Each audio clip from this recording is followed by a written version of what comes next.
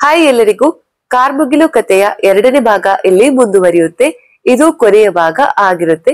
ಈಗಾಗಲೇ ಕಥೆಯ 1ನೇ ಭಾಗವನ್ನ ಅಪ್ಲೋಡ್ ಮಾಡಲಾಗಿದೆ. ಆ ಕಥೆಯನ್ನ ಓದಿದ ನಂತರ ಈ ಕಥೆಯನ್ನ ಓದಿ.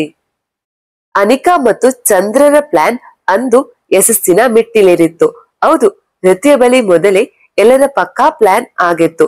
ಅನಿಕಾಳ ತಂದೆಗೆ ಒಂದು ನಿಧಿ ಸಿಕ್ಕಿತ್ತು. ಆ ನಿಧಿಯನ್ನ ಒಂದು ಶಕ್ತಿ ಕಾಯುತ್ತಿದ್ದದನ್ನ ತಿಳಿಯಿತು.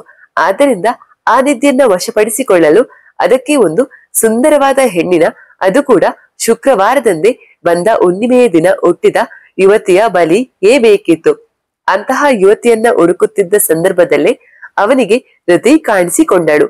ಅವನ ಬಳಿಗೆ ರತಿಯ ಎಲ್ಲಾ ಅಂಶಗಳು ಸಮವಾಗುತ್ತಿದ್ದವು. ಅವಳನ್ನ ಸಾಯಿಸಿದರೆ ಅವಳ ತಂದೆ ಮತ್ತು ಊರಿನ ಜನರು ನನ್ನನ್ನು ಸುಮ್ಮನೆ ಬಿಡುವುದಿಲ್ಲ. ಅಷ್ಟಲ್ಲದೆ ಅಕಸ್ಮಾತ್ ಅವಳ ಗಮನದಲ್ಲಿ ಈ ವಿಷಯ ಬಂದರೆ, ಅವಳಲ್ಲಿರುವ ಶಕ್ತಿ ಆತ್ಮಕ್ಕೆ ತಿರುಗಿದರೆ ತನ್ನ ಸಾವು ಕೂಡ ಅಷ್ಟೇ ಭಯಂಕರವಾಗಿರುತ್ತದೆ ಎಂಬ ಕಲ್ಪನೆಗೆ ಬಂದು ಯೋಚಿಸುತ್ತಿದ್ದ ಸಂದರ್ಭದಲ್ಲಿ ಅವನ ಮಗಳು ಊರಿಗೆ ಬಂದಳು. ಅನಿಕಳಿಗೆ ಎಲ್ಲಾ ವಿಷಯ ತಿಳಿದ ನಂತರ ಅವಳ ಮನಸ್ಸಿನಲ್ಲಿ ಕೆಟ್ಟ ಪ್ಲಾನ್ ಒಂದು ಒಳೆಯಿತು. ಅದರ ಪ್ರಕಾರ ತನ್ನ ಮಾವನ ಮಗನಾದ ಶ್ರೀನಿವಾಸ್ನಿಗೆ ವಿಷಯ ತಿಳಿಸಿ ಅವನ ಹೆಸರು ಬದಲಿಸಿ ಚಂದ್ರ ಎಂದು ಪರಿಚಯಿಸಿ ತನ್ನ ಪ್ಲಾನ್ ನ ಪರದೆಯಲ್ಲಿ ಪಾತ್ರವನ್ನ ವಹಿಸುವಂತೆ ಮಾಡಿದಳು. ರತಿಯನ್ನ ಪ್ರೀತಿಯಲ್ಲಿ ಬೀಳಿಸಿ ಅವಳನ್ನ ಬಳಿಗೆ ಅನಿ ಮಾಡುವುದಾಗಿತ್ತು. ಅವಳ ಮೇಲೆ ಅವನ್ನ ಎಸೆದವರು ಕೂಡ ಅನಿಕಾಳ ತಂದೆಯೇ. ತದನಂತರ ಪ್ರೀತಿ ಏನೂ ತಿಳಿಯದು ಎಂಬಂತೆ ಅನಿಕಾಳ ಮರು ಆಗಮನ, ಚಂದ್ರನ ಜೈಲುವಾಸ ಎಲ್ಲ ಪ್ಲಾನ್ ನಲ್ಲೇ ಸಾಗಿತ್ತು. ರತಿಯ ಸಹ ಅನಿಕಾಳ ಪ್ಲಾನ್ ನಲ್ಲಿ ತನಗರಿವಿಲ್ಲದೆ ಪಾತ್ರ ವಹಿಸಿ ತನ್ನ ಜೀವನದ ಅಂತಿಮ ಘಟ್ಟ ತಲುಪಿದ್ದಳು. ಈ ಬಲಿಯ ನಂತರ ನಿಧಿಯನ್ನು ಮಂತ್ರವಾದಿ ಮತ್ತು ಈ ಮೂವರಿಗೂ ಸಮವಾಗಿ ಹಂಚಿಕೊಳ್ಳುವ ಮಾತಾಗಿತ್ತು. ಅದರ ಪ್ರಕಾರ ಎಲ್ಲಾ ಒಗ್ಗೂಡಿ ರತಿಯ ಬಲಿ ಪಡೆದರು. ಯಾವಾಗ ಮಾಂತ್ರಿಕನ ಸಫಲವಾಯಿತು ಎಂಬ ಮಾತು ಕೇಳಿತು, ಆ ಕ್ಷಣ ಶ್ರೀನಿವಾಸ್, ಅನಿಕಾ ಮತ್ತು ಅವಳ ತಂದೆಯ ಖುಷಿ ಹೆಚ್ಚಾಗಿತ್ತು. ಆ ಬಲಿಯಿಂದ ತೃಪ್ತವಾದ ನಿಧಿ ಕಾಯುತ್ತಿದ್ದ ಶಕ್ತಿ ತನ್ನ ನಾಶದ ಸಮಯ ಬಂತು ಎಂದು ಕಿರುಚತೊಡಗಿತು. ಆ ಶಬ್ದದ ತೀವ್ರತೆ ಅಗಾಧವಾಗಿತ್ತು. ಸುತ್ತ ಶಾಂತವಾಗಿದ್ದ ಆ ಕಾಡು ಹೋಗಲಿ, ಆ ಶಾಂತತೆಯಲ್ಲಿ ಮಗ್ನವಾಗಿದ್ದ ಆ ಕಾರ್ಮುಗಿಲುಗಳು ಸಹ ಭಯಬೀಳುವಂತೆ ಭಾಸವಾಗಿತ್ತು. ಎಲ್ಲರೂ ಭಯಭೀತರಾದರು. ಮಂತ್ರವಾದಿಯ ಹಲವು ಮಂತ್ರಗಳ ನಂತರ ಆ ಶಬ್ದದ ತೀವ್ರತೆ ಕಡಿಮೆಯಾಯಿತು. ಅಬ್ಬ, ಮುಗಿಯಿತು ಎಂದು ಮಂತ್ರವಾದಿ ಹೇಳಿದೊಡನೆಯೇ ಅವನ ತಲೆಯ ಮೇಲೆ ಬಲವಾದ ಹೊಡೆತ ಒಂದು ಬಿದ್ದಿತ್ತು. ಅವನ ಮುಂದಿನ ಮಾತುಗಳನ್ನ ಸಹ ಆಲಿಸದೆ ಆತುರದಿಂದ ಅನಿಕಾಳ ತಂದೆ ಇನ್ನೊಂದು ಪ್ಲಾನ್ ಮಾಡಿ ಎಲ್ಲಾ ಮುಗಿದ ನಂತರ ಮಂತ್ರವಾದಿ ವೃತ್ತಿಯ ಕಥೆಯನ್ನ ಬಾಯ್ಬಿಟ್ಟರೆ, ಜೊತೆಗೆ ಅವನಿಗೆ ಕೊಡಬೇಕಾದ ನಿಧಿಯ ಭಾಗ ಉಳಿಯುತ್ತದೆ ಎಂಬ ದುರಾಸೆಯಿಂದ ಮಂತ್ರವಾದಿಯ ತಲೆಗೆ ಬಲವಾದ ಮರದ ದಿಮ್ಮಿಯಿಂದ ಹೊಡೆದಿದ್ದ. ಆದರೆ ಅಲ್ಲಿ ಆದದ್ದೇ ಬೇರೆ. ಮಂತ್ರವಾದಿ ಇನ್ನೂ ಒಂದು ಕೊನೆಯ ಹಂತ ತಲುಪಬೇಕಿತ್ತು. ಅವನಿಂದ ಅಂತಿಮವಾಗಿ ರೊಚ್ಚಿಗೆದ್ದ ಶಕ್ತಿಯನ್ನು ಸಂಪೂರ್ಣವಾಗಿ ನಾಶ ಮಾಡಿರಲಿಲ್ಲ, ಕೇವಲ ಅದನ್ನು ಸ್ವಲ್ಪ ಮಟ್ಟಿಗೆ ಶಾಂತಗೊಳಿಸಿದ್ದ ಅಷ್ಟೇ. ಆತುರ ಬಿದ್ದು ಮಾಡಿದ ಕೆಲಸಕ್ಕೆ ಅನಿಕಾಳ ತಂದೆ ಬೇರೆಯೇ ಬೆಲೆ ತರಬೇಕಾಗಿತ್ತು. ತದನಂತರ ಆ ಮಂತ್ರವಾದಿಯನ್ನು ಅಲ್ಲೇ ಗುಂಡಿ ತೋಡಿ ಊತರು. ಅಷ್ಟರಲ್ಲಿ ಅದಾಗಲೇ ಸೂರ್ಯನ ಕಿರಣಗಳು ಭೂಮಿಯನ್ನು ಆವರಿಸತೊಡಗಿದವು. ಆದ್ದರಿಂದ ಈಗ ನಿಧಿಯ ವಿಷಯ ಬೇಡ ಎಂದು ಆ ಇಬ್ಬರು ಕೆಲಸಗಾರರ ಸಹಿತ 5 ಮನೆಯನ್ನ ತಲುಪಿದರು. ಇತ್ತ ತನ್ನ ಪೂಜೆಯನ್ನು ಮುಗಿಸಿ ನಾಗಣ್ಣರ ಮನೆಯಿಂದ ಬಂದ ಶಿವಪ್ಪ ಮಗಳು ಮನೆಯಲ್ಲಿ ಇಲ್ಲದನ್ನು ಕಂಡು ಚಂದ್ರನನ್ನ ನೋಡಲು ಹೋಗಿರಬೇಕೆಂದು ತಿಳಿದು ಸುಮ್ಮನಾದ. ಎಷ್ಟೋ ಹೊತ್ತಾದರೂ ಬರದಿದ್ದಾಗ ತಾನೇ ಚಂದ್ರನ ಬಳಿ ಬಂದ ಶಿವಪ್ಪ ಅಚ್ಚರಿಯಿಂದ ನಿಂತ. ಪೊಲೀಸ್ ಸ್ಟೇಷನ್ ನಲ್ಲಿ ಚಂದ್ರ ಇರಲಿಲ್ಲ. ಅಲ್ಲೇ ಇದ್ದ ಪೇದೆಯನ್ನು ಕೇಳಿದಾಗ ಅನಿಕಾಳ ತಂದೆ ಅವನನ್ನು ಬಿಡಿಸಿಕೊಂಡು ಹೋದ ವಿಷಯ ತಿಳಿಯಿತು. ಅವರು ಯಾಕೆ ಬಿಡಿಸಿಕೊಂಡು ಹೋದರು ಎಂದು ಅಚ್ಚರಿಯಿಂದ ಅನಿಕಾಳ ಮನೆಯ ಬಳಿ ಬಂದ ಶಿವಪ್ಪ ಇನ್ನೇನು ಬಾಗಿಲು ತಟ್ಟಬೇಕು ಎನ್ನುವಷ್ಟರಲ್ಲಿ ಮನೆಯ ಒಳಗೆ ನಗುತ್ತಿರುವ ಸದ್ದು ಕೇಳಿಸಿತು. ಅದರಲ್ಲಿ ಒಂದು ನಗು ಚಂದ್ರನದ್ದಾಗಿತ್ತು. ಇದನ್ನರಿತ ಶಿವಪ್ಪ ಏನಿರಬಹುದು ಎಂದು ಗಮನಿಸುತ್ತಾ ಬಾಗಿಲ ಬಳಿಯೇ ನಿಂತ. ಅಬ್ಬ, ಪ್ಲಾನ್ ಅಂದುಕೊಂಡಂತೆ ಆಯಿತು. ರತಿಯನ್ನ ಅಂದುಕೊಂಡಂತೆ ಬಲಿ ಪಡೆದಾಯಿತು. ಇನ್ನು ನಿಧಿ ತೆಗೆದುಕೊಳ್ಳುವುದಷ್ಟೇ ಬಾಕಿ ಎಂಬ ಅನಿಕಾಳ ಮಾತು ಕೇಳಿದೊಡನೆ ಶಿವಪ್ಪನಿಗೆ ವಿಷಯವೆಲ್ಲ ತಿಳಿಯಿತು. ಮಗಳ ಸಾವಿನ ವಿಷಯ ಕೇಳಿದೊಡನೆ ಅಲ್ಲೇ ಕೂಸಿದ ಶಿವಪ್ಪ ಅಲ್ಲೇ ಕೂತು ಅಳತೊಡಗಿದ. ನಂತರ ಆ ಅಳು ಕೋಪವಾಗಿ ಬದಲಾಯಿತು. ಎದ್ದವನೇ ಬಾಗಿಲನ್ನು ಕಾಲಿನಿಂದ ತಳ್ಳಿ ಒಳಗೆ ಹೋದವನು ಒಮ್ಮೆಲೆ ಚಂದ್ರನ ಕುತ್ತಿಗೆಯನ್ನು ಇಸುಕಿ ಗೋಡೆಗೆ ಅದುಮಿ ನಿಂತ. ಆಗ ಶಿವಪ್ಪನ ತಲೆಗೆ ಅನಿಕಾಳ ತಂದೆ ವಸ್ತುವೊಂದರಿಂದ ರಭಸವಾಗಿ ಹೊಡೆದ. ಆ ಹೊಡೆತಕ್ಕೆ ತಲೆ ತಿರುಗಿ ಬಿದ್ದ ಶಿವಪ್ಪನನ್ನು ಸತ್ತ ಎಂದು ತಿಳಿದ ಆ ಮೂವರು ಅವನನ್ನು ಊರ ಹೊರಗೆ ಬಿಸಾಡಿದ್ದರು. ಅದಾದ ನಂತರ ಎಚ್ಚರವಾದ ಶಿವಪ್ಪ ತನ್ನ ಮಗಳ ಸಾವಿನ ಸೇಡನ್ನು ತೀರಿಸಿಕೊಳ್ಳಲು ತನ್ನ ಮಂತ್ರವಿದ್ಯೆಗಳನ್ನ ಬಳಸಿ ಋತಿಯ ಆತ್ಮವನ್ನ ಕರೆಸಿ ಅದಕ್ಕೆ ಅಮಾನುಷ ಶಕ್ತಿ ತುಂಬಿದ್ದ. ತದನಂತರ ಅವಳ ಆತ್ಮ ಆ ಮೂವರನ್ನ ಬಲಿ ತೆಗೆದುಕೊಂಡಿತು. ನಂತರ 5-6 ವರ್ಷಗಳ ಕಾಲದ ನಂತರದಿಂದ ನಡೆಯುತ್ತಿರುವ ಸಾವುಗಳಿಗೆ ಆ ಅಮಾನುಷ ಶಕ್ತಿಯೇ ಕಾರಣ ಎಂಬುದು ಜನರ ಅರಿವಿಗೆ ಬಂದಿದ್ದ ಕತೆ. ಇತ್ತ ಮಾಯಿ ತನ್ನನ್ನು ಹುಡುಕುತ್ತಿದ್ದಾಳೆ ಎಂಬ ಜ್ಞಾನದ ಪರಿವೆಯನ್ನೇ ಮರೆತು ಅವಳನ್ನ ನೋಡುತ್ತಾ ನಿಂತ ಅನೂಪ. ಆ ಮಳೆಯ ಹನಿ ನೀರಿನಿಂದ ತುಂಬಿದ್ದ ಅವಳ ಮುಖ ಹುಡುಕುವ ಕೆಲಸದಲ್ಲಿ ಮಗ್ನವಾಗಿದ್ದ ಆ ಕಣ್ಣುಗಳು, ಅಲ್ಲಿನ ಕಚ್ಚುವಿಕೆಗೆ ಬಲಿಯಾಗಿದ್ದ ಆ ತುಟಿಗಳು, ಹೀಗೆ ನೋಡುತ್ತಾ ಮಾಯಿ ಇಷ್ಟು ಮುದ್ದಾಗಿದ್ದಾಳ ಎಂದು ತನ್ನಲ್ಲೇ ಖುಷಿ ಪಡುತ್ತಾ ನಿಂತ ಅವನಿಗೆ ಆ ಕ್ಷಣ ಏನು ಮಾಡುತ್ತಿದ್ದೇನೆ ಎಂಬ ಅರಿವೇ ಇಲ್ಲ. ಹಾಗೆ ತನ್ನ ಕೈಯಿಂದ ತನ್ನ ಶರ್ಟಿನ ಕಾಲರ್ನ ತೆಗೆದುಕೊಂಡು ಅಲ್ಲಿನಲ್ಲಿ ಕಚ್ಚುತ್ತಾ ಹೆಂಡ ಕುಳಿತ ಕೋತಿಯಂತೆ ಆ ಮುದ್ದು ಮುಖದಲ್ಲಿ ಮಗ್ನವಾಗಿದ್ದ ಅನೂಪನಿಗೆ ಇಷ್ಟು ದಿನ ಮಾಯಿಯನ್ನು ಸರಿಯಾಗಿ ಕಂಡೇ ಇಲ್ಲ ಅನಿಸಿತ್ತು. ಅಲ್ಲದೆ ಆಗಲೇ ಮನಸ್ಸಿನಲ್ಲಿ ಸಣ್ಣದಾಗಿ ಮನೆ ಮಾಡಿದ್ದ ಪ್ರೀತಿ ಅಂದು ಆಚೆ ಬಂದಿತ್ತು. ಅವನನ್ನ ನೋಡಿದ ಮಾಯಿ ಅಂದು ಅಚ್ಚರಿಯಿಂದ ನೋಡುತ್ತಾ ಅವನ ಬಳಿ ಬಂದಳು. ಏನಾಗಿದೆ ಅನುಗೆ? ಮುಂಚೆ ಈ ತರ ಎಂದೂ ಆಗಿರಲಿಲ್ಲ. ಯಾಕೆ ಹೀಗೆ ಆಡುತ್ತಿದ್ದಾನೆ? ಯಾಕೆ ನನ್ನ ಈ ತರಹ ನೋಡುತ್ತಿದ್ದಾನೆ ಎಂದು ಬಂದವಳ ಮನದಲ್ಲಿ ಏನೋ ಖುಷಿ. ಅವಳು ಕೂಡ ಹಾಗೆ ಅವನನ್ನ ನೋಡುತ್ತಾ ತನ್ನ ವೇಲನ್ನು ಕೈಗಳಲ್ಲಿ ತಿವಿಸುತ್ತಾ ಸಣ್ಣ ನಗುವಿನೊಂದಿಗೆ ಬಂದು ಅನೂಪನ ಮುಂದೆ ನಿಂತಳು. ತನ್ನ ಮುಂದೆ ಬಂದು ನಿಂತರು ಅನೂಪ ತನ್ನ ಕಲ್ಪನಾ ಲೋಕದಲ್ಲಿ ನಿಂತಿದ್ದ. ಮಾಯಿಯು ಏನಾಗಿದೆ ಅನುಗೆ ಎಂದು ಅವನ ತೋಳನ್ನ ಮುಟ್ಟಿದಾಗ ತಟ್ಟನೆ ತನ್ನ ಆ ಸಂದರ್ಭಕ್ಕೆ ಬಂದ ಅನೂಪ ತನ್ನ ಕೆಲಸ ಮಾಡಬೇಕೆಂದಿರುವ ಕೆಲಸ, ಬೆಳಗಿನಿಂದ ಅವನ ಮೈಂಡ್ ನಲ್ಲಾಗಿದ್ದ ಹೋಮ್ವರ್ಕ್ ಎಲ್ಲವನ್ನ ನೆನೆದು ಹಿಂದೆ ಸರಿದು ಆ ಮಂಟಪದ ಒಳಗಿದ್ದ ಬೆಂಚಿನಲ್ಲಿ ಕುಳಿತ. ನಾನು ಎಚ್ಚರಿಸಿ ತಪ್ಪು ಮಾಡಿದ್ದೇನೆ, ಇರಲಿ ಮೊದಲು ಅವನ ಉತ್ತರ ಬೇಕಾಗಿರುವುದು ಎಂದುಕೊಳ್ಳುತ್ತಾ ಅವನ ಪಕ್ಕದಲ್ಲಿ ಸ್ವಲ್ಪ ಅಂತರದಲ್ಲಿ ಕುಳಿತಳು. ಹೀಗೆ ಕುಳಿತ ಇಬ್ಬರಿಗೂ ಮಾತುಗಳು ಹೊರಳಲೆ ಆ ಕಡೆ ಈ ಕಡೆ ನೋಡುತ್ತಾ ಕುಳಿತಿದ್ದರು. ಮೌನ ಮುರಿದ ಅನೂಪ ಏನು ಬರಲು ಹೇಳಿದ್ದು ಎಂದ. ಯಾಕೆ ನಿಮಗೆ ತಿಳಿದಿಲ್ಲವೇ? ನಾನು ಪತ್ರದಲ್ಲಿ ಬರೆದ ವಿಷಯವಾಗಿ ಮಾತನಾಡಲು ಬಂದಿದ್ದೇನೆ ಎಂದಳು. ಅದನ್ನು ನನ್ನ ಪತ್ರದಲ್ಲಿ ವಿವರಿಸಿದ್ದೀನಲ್ಲ ಎಂದನು. ವಿವರಿಸಿದ್ದೀರಾ? ಆದರೆ ಆ ಪತ್ರದಲ್ಲಿ ನಿರಾಕರಿಸಿದ್ದಿದ್ದರೋ ಇಲ್ಲವೋ, ಒಪ್ಪಿದಿರೋ ಎಂಬ ಗೊಂದಲದಲ್ಲಿದ್ದೇನೆ. ಆ ಪತ್ರದ ಪ್ರತಿ ಪದದಲ್ಲೂ ನಿಮ್ಮ ಪ್ರೀತಿ ಹೊರ ಬಂದಿದೆ. ಅಲ್ಲದೆ ನಿನ್ನ ಅನು ಎಂದು ಬರೆದ ಮಾತಿನ ಅರ್ಥವೇನು? ನೀವು ಬರೆದಿರೆಂದು ಮಿಸ್ ಆಗಿ ನಾನು ಬರೆದೆ ಎಂಬ ಸುಳ್ಳು ಬೇಡ. ಮನಸ್ಸನ್ನು ಬಿಗಿ ಮಾಡದೆ ನಿಮ್ಮ ಉತ್ತರ ತಿಳಿಸಿ ಎಂದಳು.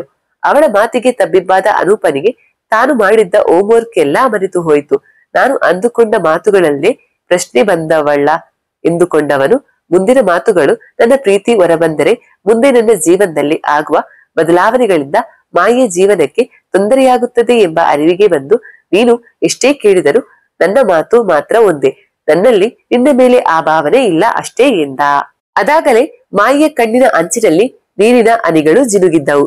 ಅದನ್ನು ಕಂಡ ಅನೂಪ ಮನಸ್ಸಿಗೆ ನೋವಾಯಿತಾದರೂ ಈಗ ನನ್ನ ಅಳು ಅವಳನ್ನ ಇನ್ನೂ ನನಗೆ ಹತ್ತಿರವಾಗುವಂತೆ ಮಾಡುತ್ತದೆ ಎಂದು ಅವಳ ಆ ಮುದ್ದು ಮುಖವನ್ನ ಅಳುವಿನಲ್ಲಿ ನೋಡಲಾಗದೆ ಮಾಯಿಗೆ ಬೆನ್ನು ಮಾಡಿ ನಿಂತು ಅಳಬೇಡ ಹೇಳುವುದನ್ನು ಅರ್ಥ ಮಾಡಿಕೋ ಎಂದ.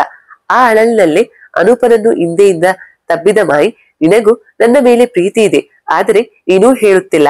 ಒಂದು ತಿಳಿ ಅನು, ನನಗೆ ನಿನ್ನನ್ನು ಬಿಟ್ಟು ಬದುಕಲು ಸಾಧ್ಯವಿಲ್ಲ. ನೀನು ಏನು ಹೇಳಿದರೂ ಸರಿಯೇ. ನೀನು ನನ್ನನ್ನು ದೂರ ಮಾಡಿದರೆ ನಾನು ಬದುಕುವುದಿಲ್ಲ. ನನ್ನ ನಗು ಮುಖವನ್ನು ನಿನ್ನೊಡನೆ ನೋಡಲು ಬಯಸುತ್ತೀಯೋ ಇಲ್ಲ ನನ್ನನ್ನು ಎಣವಾಗಿ ನೋಡುತ್ತೀಯೋ ನಿನಗೆ ಬಿಟ್ಟದ್ದು ಎಂದು ಹೇಳಿ ಅಲ್ಲಿಂದ ಹೊರಟು ಹೋದಳು. ಏನಾಯ್ತು ಎನ್ನುವಷ್ಟರಲ್ಲಿ ಮಾಯಿ ಅನೂಪನನ್ನು ತಬ್ಬಿದ ಕ್ಷಣ ಅವನಿಗೆ ಎಂದೂ ಆಗದ ಅನುಭವ ತನ್ನ ಮನದಲ್ಲಿ ಮಲಗಿದ್ದ ಮಾಯಿ ಮೇಲಿನ ಪ್ರೀತಿಯನ್ನು ಇನ್ನೂ ದೃಢ ಮಾಡಿತ್ತು. ಏನೋ ಖುಷಿಯಲ್ಲಿ ನಿಂತ ಅವನಿಗೆ ಅವಳ ಮಾತುಗಳು ಅರಿವಿಗೆ ಬಂದವು. ಆ ಅಪ್ಪುಗೆಯಲ್ಲಿ ಮೈಮರೆತಿದ್ದ ಅನೂಪ ಮುಂದೆ ಏನು ಮಾಡೋದು ಎಂಬ ಕಳವಳಕ್ಕೊಳಗಾದ. ಆಗ ಅವನಿಗೆ ಉಳಿದಿದ್ದು ಒಂದೇ, ಮೊದಲು ಅಂದುಕೊಂಡದ್ದನ್ನ ಪೂರ್ಣ ಮಾಡೋಣ, ಆಮೇಲೆ ಮುಂದಿನ ಜೀವನದ ತಿರುವನ್ನ ನೋಡೋಣ ಎಂದು ಅಲ್ಲೇ ಬೆಂಚ್ ಮೇಲೆ ಇಟ್ಟಿದ್ದ ತನ್ನ ಬ್ಯಾಗ್ ತೆಗೆದುಕೊಂಡು ಪಾರ್ಕ್ ಹೊರಗೆ ನಿಲ್ಲಿಸಿದ್ದ ತನ್ನ ಗಾಡಿ ಸ್ಟಾರ್ಟ್ ಮಾಡಿ ಮಾಯಿಯ ಹಾದಿಯಲ್ಲೇ ಹೋದನು. ಮನೆ ಬಳಿ ಬಂದ ಮಾಯಿಗೆ ಕಂಡದ್ದು ಒಂದು ಪೊಲೀಸ್ ಜೀಪ್ ಜೊತೆಗೆ ಕೆಲ ಪೊಲೀಸರು ಅನೂಪನ ರೂಮ್ನ ಬಳಿ ನಿಂತಿದ್ದು. ಅಂದು ಕಾಡಿನಿಂದ ಬಂದ ವ್ಯಕ್ತಿಯ ಮಾತು ಕೇಳಿದ ಸುನಿಲ್ ತನ್ನ ತಂಡದೊಂದಿಗೆ ಕಾಡಿನ ಒಳಗೆ ನಡೆದಾಗ ಆ ಕಾಡಿನ ಮಧ್ಯದಲ್ಲಿ ಕಿರಣ್ಣನ್ನ ಜೋರಾಗಿ ಒಡೆದು ನೇಣು ಹಾಕಲಾಗಿತ್ತು. ಸಾಲದು ಅಂತ ಅವನ ಕೈಯನ್ನ ಸಹ ಕತ್ತರಿಸಲಾಗಿತ್ತು. ಅದನ್ನು ಕಂಡಾಕ್ಷಣ ಸುನಿಲ್ ಕಿರಣ್ ಎಂದು ಕಿರುಸಿ ಗರಬಡಿದಂತೆ ನಿಂತ. ಕಿರಣ್ನ ಶವವನ್ನ ಮುಂದಿನ ಪರೀಕ್ಷೆಗೆ ಕಳುಹಿಸಿದ ನಂತರ ಸುನಿಲ್ ನಾವು ಎಲ್ಲಿ ತಪ್ಪು ಮಾಡಿದ್ದೇವೆ ಎಂದು ಯೋಚಿಸುತ್ತಿದ್ದ.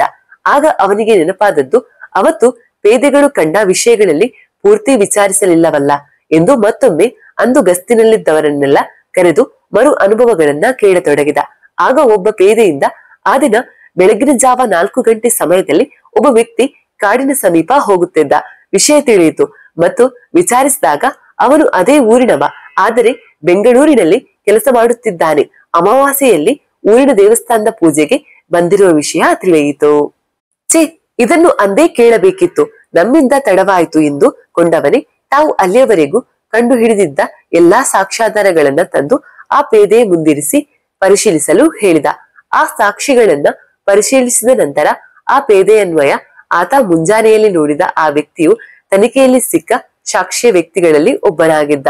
ಅನಂತರ ತೀವ್ರವಾಗಿ ತನಿಖೆಯಲ್ಲಿ ತೊಡಗಿದ ಸುನಿಲ್ ರೈಲು, ಬಸ್ ಹೀಗೆ ಪ್ರತಿಯೊಂದನ್ನ ಪರಿಶೀಲಿಸಿ ಪ್ರತಿಯೊಂದನ್ನ ಕಲೆ ಹಾಕಿ ಆ ವ್ಯಕ್ತಿಯ ಎಲ್ಲಾ ಮಾಹಿತಿ ತಿಳಿದ ತಕ್ಷಣ ಅಲ್ಲಿಂದ ಹೊರಟ ಸುನಿಲ್ ಸೀದಾ ಅನೂಪನ ಮನೆಯ ಬಳಿ ಬಂದಿದ್ದ. ಕಾರಣ ಆ ತನಿಖೆಯಲ್ಲಿದ್ದ ಒಬ್ಬ ವ್ಯಕ್ತಿ ಅನೂಪನೇ ಆಗಿದ್ದ. ಅಲ್ಲಾಗೆ ಆಗ ತಾನೇ ಬಂದ ಮಾಯಿಗೆ ಶಾಕ್ ಆದರೂ ಏನು ಎಂದು ತಿಳಿಯದ ಕಾರಣ ತನ್ನ ಸ್ಕೂಟಿ ನಿಲ್ಲಿಸಿ ತನ್ನ ಮನೆಯ ಬಳಿ ನಿಂತಳು. ಅವಳ ಹಿಂದೆಯೇ ಬಂದ ಅನೂಪನಿಗೆ ಮನೆಯ ಬಳಿ ಪೊಲೀಸ್ ಜೀಪ್ ನೋಡಿದಾಕ್ಷಣ ಅವನಿಗೆ ಆಶ್ಚರ್ಯವಾಗದಿದ್ದರೂ ಇಷ್ಟು ಬೇಗ ಕತೆ ನನ್ನ ಬಳಿಗೆ ಬಂದೆ ಎಂದುಕೊಂಡು ಮುಂದುವರಿದ. ಅವನನ್ನು ನೋಡಿದಾಕ್ಷಣ ಸುನಿಲ್ ತನ್ನ ಪೇದೆಗಳಿಗೆ ಅರೆಸ್ಟ್ ಹಿಮ್ ಎಂದಿದ್ದ. ಅನಂತರ ಅನೂಪನ ಯಾವುದೇ ಮಾತುಗಳನ್ನ ಗಮನಕ್ಕೆ ತೆಗೆದುಕೊಳ್ಳದೆ ಅನೂಪನನ್ನ ಅಲ್ಲಿಂದ ಎಳೆದುಕೊಂಡು ಹೊರಟರು. ಗೇಟ್ನ ಬಳಿ ಬಂದಾಕ್ಷಣ ಅನೂಪನನ್ನ ನೋಡಿದ ಮಾಯಿಯು ಕಣ್ಣುಗಳಲ್ಲಿ ನೀರು ಜಿನುಗತೊಡಗಿದವು. ಪೊಲೀಸರು ಅನೂಪನನ್ನ ಎಳೆದುಕೊಂಡು ಹೋಗುತ್ತಿರುವಾಗ ಮನೆಯ ಓನರ್ ಯಾಕೆ ಎಂದಾಗ ಮನೆಯನ್ನು ಬಾಡಿಗೆ ನೀಡುವಾಗ ಯೋಚಿಸಿ ಹಿಂದೆ ಮುಂದೆ ತಿಳಿದು ಕೊಡಬೇಕು, ಈ ಇಸ್ ಎ ಕ್ರಿಮಿನಲ್ ಎಂದು ಹೇಳಿದ. ಸುನಿಲ್ ಅಲ್ಲಿಂದ ಹೊರಟ. ಇದನ್ನೆಲ್ಲ ನೋಡುತ್ತಿದ್ದ ಮಾಯಿಗೆ ನಾನು ತಪ್ಪು ಮಾಡಿದ್ದೇನೆ ಎಂಬ ಪ್ರಶ್ನೆ ಮೂಡಿದರೂ ಸಹ ಅವಳ ಮನಸ್ಸು ಮಾತ್ರ ಆ ಪ್ರಶ್ನೆಗೆ ಸಮ್ಮತಿಸಲಿಲ್ಲ. ನೋವೇ, ಅವನು ತಪ್ಪು ಮಾಡಿರಲು ಸಾಧ್ಯವಿಲ್ಲ, ಏನಾದರೂ ಇದನ್ನು ನಾನು ಒಪ್ಪುವುದಿಲ್ಲ ಎಂಬ ದೃಢತೆಯಿಂದ ನಿಂತಳು. ಅಲ್ಲಿಂದ ಅವರನ್ನ ಸೀದಾ ಸ್ಟೇಷನ್ಗೆ ಕರೆದೊಯ್ದ ಸುನಿಲ್ ತನ್ನ ಮುಂದಿನ ತನಿಖೆಯಲ್ಲಿ ತೊಡಗಿದ. ಆದರೆ ಅನೂಪನ ಉತ್ತರ ಮಾತ್ರ ನಾನು ದೇವಸ್ಥಾನದ ಪೂಜೆಗೆ ಮಾತ್ರ ಹೋಗಿದ್ದು ಎಂಬುದಾಗಿತ್ತು. ಜೊತೆಗೆ ಒಡೆಯಲು ಮುಂದಾದ ಸುನಿಲ್ಗೆ, look inspector, I know the law, ನಾನು ಆರೋಪಿ ಅಪರಾಧಿ ಅಲ್ಲ, ನಿಮ್ಮ ಬಳಿ ನಾನೇ ಅಪರಾಧಿ ಎಂಬ ಸಾಕ್ಷಿಯೂ ಇಲ್ಲ. ನೀವು ಹೀಗೆ ಮುಂದುವರೆದರೆ ಮುಂದಾಗುವ ಸಮಸ್ಯೆಗಳಿಗೆ ನೀವೇ ಉತ್ತರಿಸಬೇಕಾಗುತ್ತೆ ಎಂದರು. ಇವುಗಳನ್ನ ಕೇಳಿದ ಸುನಿಲ್ಗೆ ಕೋಪ ನೆತ್ತಿಗೇರಿದರು. ನೀನೇ ಕೊಲೆಗಾರ ಎಂದು ಹೇಗೆ ಸಾಬೀತುಪಡಿಸಬೇಕೆಂಬುದು ನನಗೂ ಗೊತ್ತು, ಏನಾಗುತ್ತೆ ಎಂದು ನೋಡುವಂತೆ ಎಂದವನೇ ಅಲ್ಲಿಂದ ಹೊರಟ. ಅಂದು ಸಹ ಅಮಾವಾಸ್ಯೆಯಾಗಿತ್ತು. ಮಾರನೇ ದಿನ ಅನೂಪನನ್ನ ಕೋರ್ಟ್ಗೆ ಕರೆದೊಯ್ಯಲಾಯಿತು. ಇತ್ತ ಮಾಯಿಯು ದೇವಸ್ಥಾನಕ್ಕೆ ಹೋಗಿ ನನ್ನ ಮನದ ಚಿಂತನೆ ಎಂದಿಗೂ ಋಣಾತ್ಮಕವಾಗಿರಬಾರದು ದೇವರೇ ಎಂದು ಕೇಳಿಕೊಂಡು ಕೋರ್ಟ್ಗೆ ಬಂದಳು. ವಿಚಾರಣೆ ಶುರುವಾಗಿತ್ತು. ಪಬ್ಲಿಕ್ ಪ್ರಾಸಿಕ್ಯೂಟರ್ ನ ಎಲ್ಲಾ ವಾದಗಳಿಗೂ ಅನೂಪನ ಉತ್ತರ ಒಂದೇ ಆಗಿತ್ತು. ನಾನು ದೇವಸ್ಥಾನದ ಪೂಜೆಗೆ ಹೋಗಿದ್ದು ಮಾತ್ರ ಎಂಬುದಾಗಿತ್ತು. ಆದರೆ ಸಾಕ್ಷ್ಯಾಧಾರಗಳ ಪ್ರತಿ ಅಂಶವು ಅನೂಪನನ್ನೇ ಬೆರಳು ಮಾಡಿ ತೋರಿಸುತ್ತಿದ್ದವು. ಅವನು ಬಂದ ದಿನಗಳಲ್ಲೇ ಸಾವುಗಳಾಗಿರುವುದು, ಸಾವುಗಳಾದ ಸ್ಥಳಗಳಲ್ಲಿ ಆತನನ್ನು ಕಂಡಿದ್ದ ಜನರು, ಅಷ್ಟಲ್ಲದೆ ಕಿರಣ್ ಸಾವಿನ ದಿನ ಆತ ಅಲ್ಲೇ ಇದ್ದದ್ದು ಎಲ್ಲಾ ಪರಿಶೀಲಿಸಿ ತೀರ್ಪು ಕೊಡುವಷ್ಟರಲ್ಲಿ 1 minute ಯುವರ್ ಆನರ್ ಎನ್ನುತ್ತಾ ಬಂದ ಅಡ್ವೊಕೇಟ್ ಅರ್ಜುನ್ ತನ್ನಲ್ಲಿದ್ದ ಕೆಲವು ದಾಖಲೆಗಳನ್ನ ಜಡ್ಜಿಗೆ ನೀಡಿದ. ಜೊತೆಯಲ್ಲಿ ಡಿಸಿಪಿ ಅರುಣ್ ಕೂಡ ಬಂದಿದ್ದನ್ನು ಕಂಡ ಸುನಿಲ್ಗೆ ಏನಾಗುತ್ತಿದೆ ಎಂದು ತಿಳಿಯದೆ ಕಳವಳಗೊಂಡ. ತದನಂತರ ಎಲ್ಲಾ ದಾಖಲೆಗಳನ್ನ ಪರಿಶೀಲಿಸಿದ ನಂತರ ಜಡ್ಜ್ಮೆಂಟ್ ಸಿದ್ಧವಾಯಿತು. ಅದರನ್ವಯ ಕೇವಲ ಅಲ್ಲಿದ್ದ ಎಂದ ಮಾತ್ರಕ್ಕೆ ಅನೂಪ ನಡೆದ ಸಾವುಗಳಿಗೆ ಕಾರಣ ಎಂದು ಪರಿಗಣಿಸಲು ಸಾಧ್ಯವಾಗದಿರುವುದರಿಂದ ಅನೂಪನನ್ನ ನಿರಪರಾಧಿ ಎಂದು ಪರಿಗಣಿಸಲಾಗಿತ್ತು. ಕಲಾಪಗಳೆಲ್ಲ ಮುಗಿದೊಡನೆ ಹೊರಬಂದ ಅನೂಪನನ್ನ ಕಾಯುತ್ತಿದ್ದ ಮಾಯಿ ಒಮ್ಮೆಲೆ ತಬ್ಬಿದಳು. ಅವಳ ಕಣ್ಣಲ್ಲಿ ನೀರು ಹರಿಯಲಾರಂಭಿಸಿದವು. ಅನೂಪನು ಸಹ ಒಂದು ಕ್ಷಣ ತನ್ನೆಲ್ಲ ಜೀವನ ಮರೆತು ಅವಳ ಪ್ರೀತಿಗೆ ಸೋತು ಅವಳನ್ನ ತಬ್ಬಿ ನಿಂತ. ಅಷ್ಟರಲ್ಲಿ ಅನೂಪ್ನನ್ನ ಯಾರೋ ಕರೆದಂತಾಯ್ತು. ಒಮ್ಮೆಲೆ ತಬ್ಬಿಬ್ಬಾದ ಅನೂಪ್ನ ಕರೆಯ ಕಡೆ ತಿರುಗಿದ ಡಿಸಿಪಿ ಅರುಣ್ ಮತ್ತು ಸುನಿಲ್, ಅರ್ಜುನ್ ಮೂವರು ನಿಂತಿದ್ದರು. ಅಲ್ಲದೆ Arun come go for next part ಎಂದ. ತನ್ನಲ್ಲಿದ್ದ ಪ್ರೀತಿ ಅನೂಪನ ಬಾಯಿಯ ಬಳಿ ಬಂದು ಇನ್ನೇನು ಹೊರಬರಲು ಸಿದ್ಧವಾಗಿತ್ತಾದರೂ ಅರುಣ್ನ ಕರೆಗೆ ಪ್ರತಿಕ್ರಿಯಿಸಿ ಅಲ್ಲಿಂದ ಹೊರಟ. ಅಲ್ಲಿಗೆ ಮಾಯಿಗೆ ಅನೂಪನಿಗೆ ನನ್ನ ಮೇಲೆ ಪ್ರೀತಿ ಎಂದು ಸಂಪೂರ್ಣ ಖಚಿತವಾಗಿತ್ತು. ಅವಳು ಸಹ ಮರು ಮಾತನಾಡದೆ ಅಲ್ಲಿಂದ ಮನೆ ಕಡೆಗೆ ಹೊರಟಳು. ಅರುಣ್ನ ಕಡೆಗೆ ಹೆಜ್ಜೆ ಇಡುವ ಸಂದರ್ಭದಲ್ಲಾಗಲೇ ಅನೂಪನನ್ನ ಯಾಕೆ ವಹಿಸಿಕೊಂಡಿರಿ ಎಂಬ ಸುನಿಲ್ನ ಪ್ರಶ್ನೆ ಅರುಣ್ಗೆ ತಲುಪಿತ್ತು. ಹೇಳುತ್ತೇನೆ ಎಂದು ಅರುಣ್ ಉತ್ತರಿಸಿದ್ದ. ಅಲ್ಲಿಂದ ಕಾರ್ನಲ್ಲಿ ಹೊರಟ 4 ಜನ ಅರುಣ್ನ ಆಫೀಸ್ ಬಳಿ ಹೊರಟಿದ್ದರು.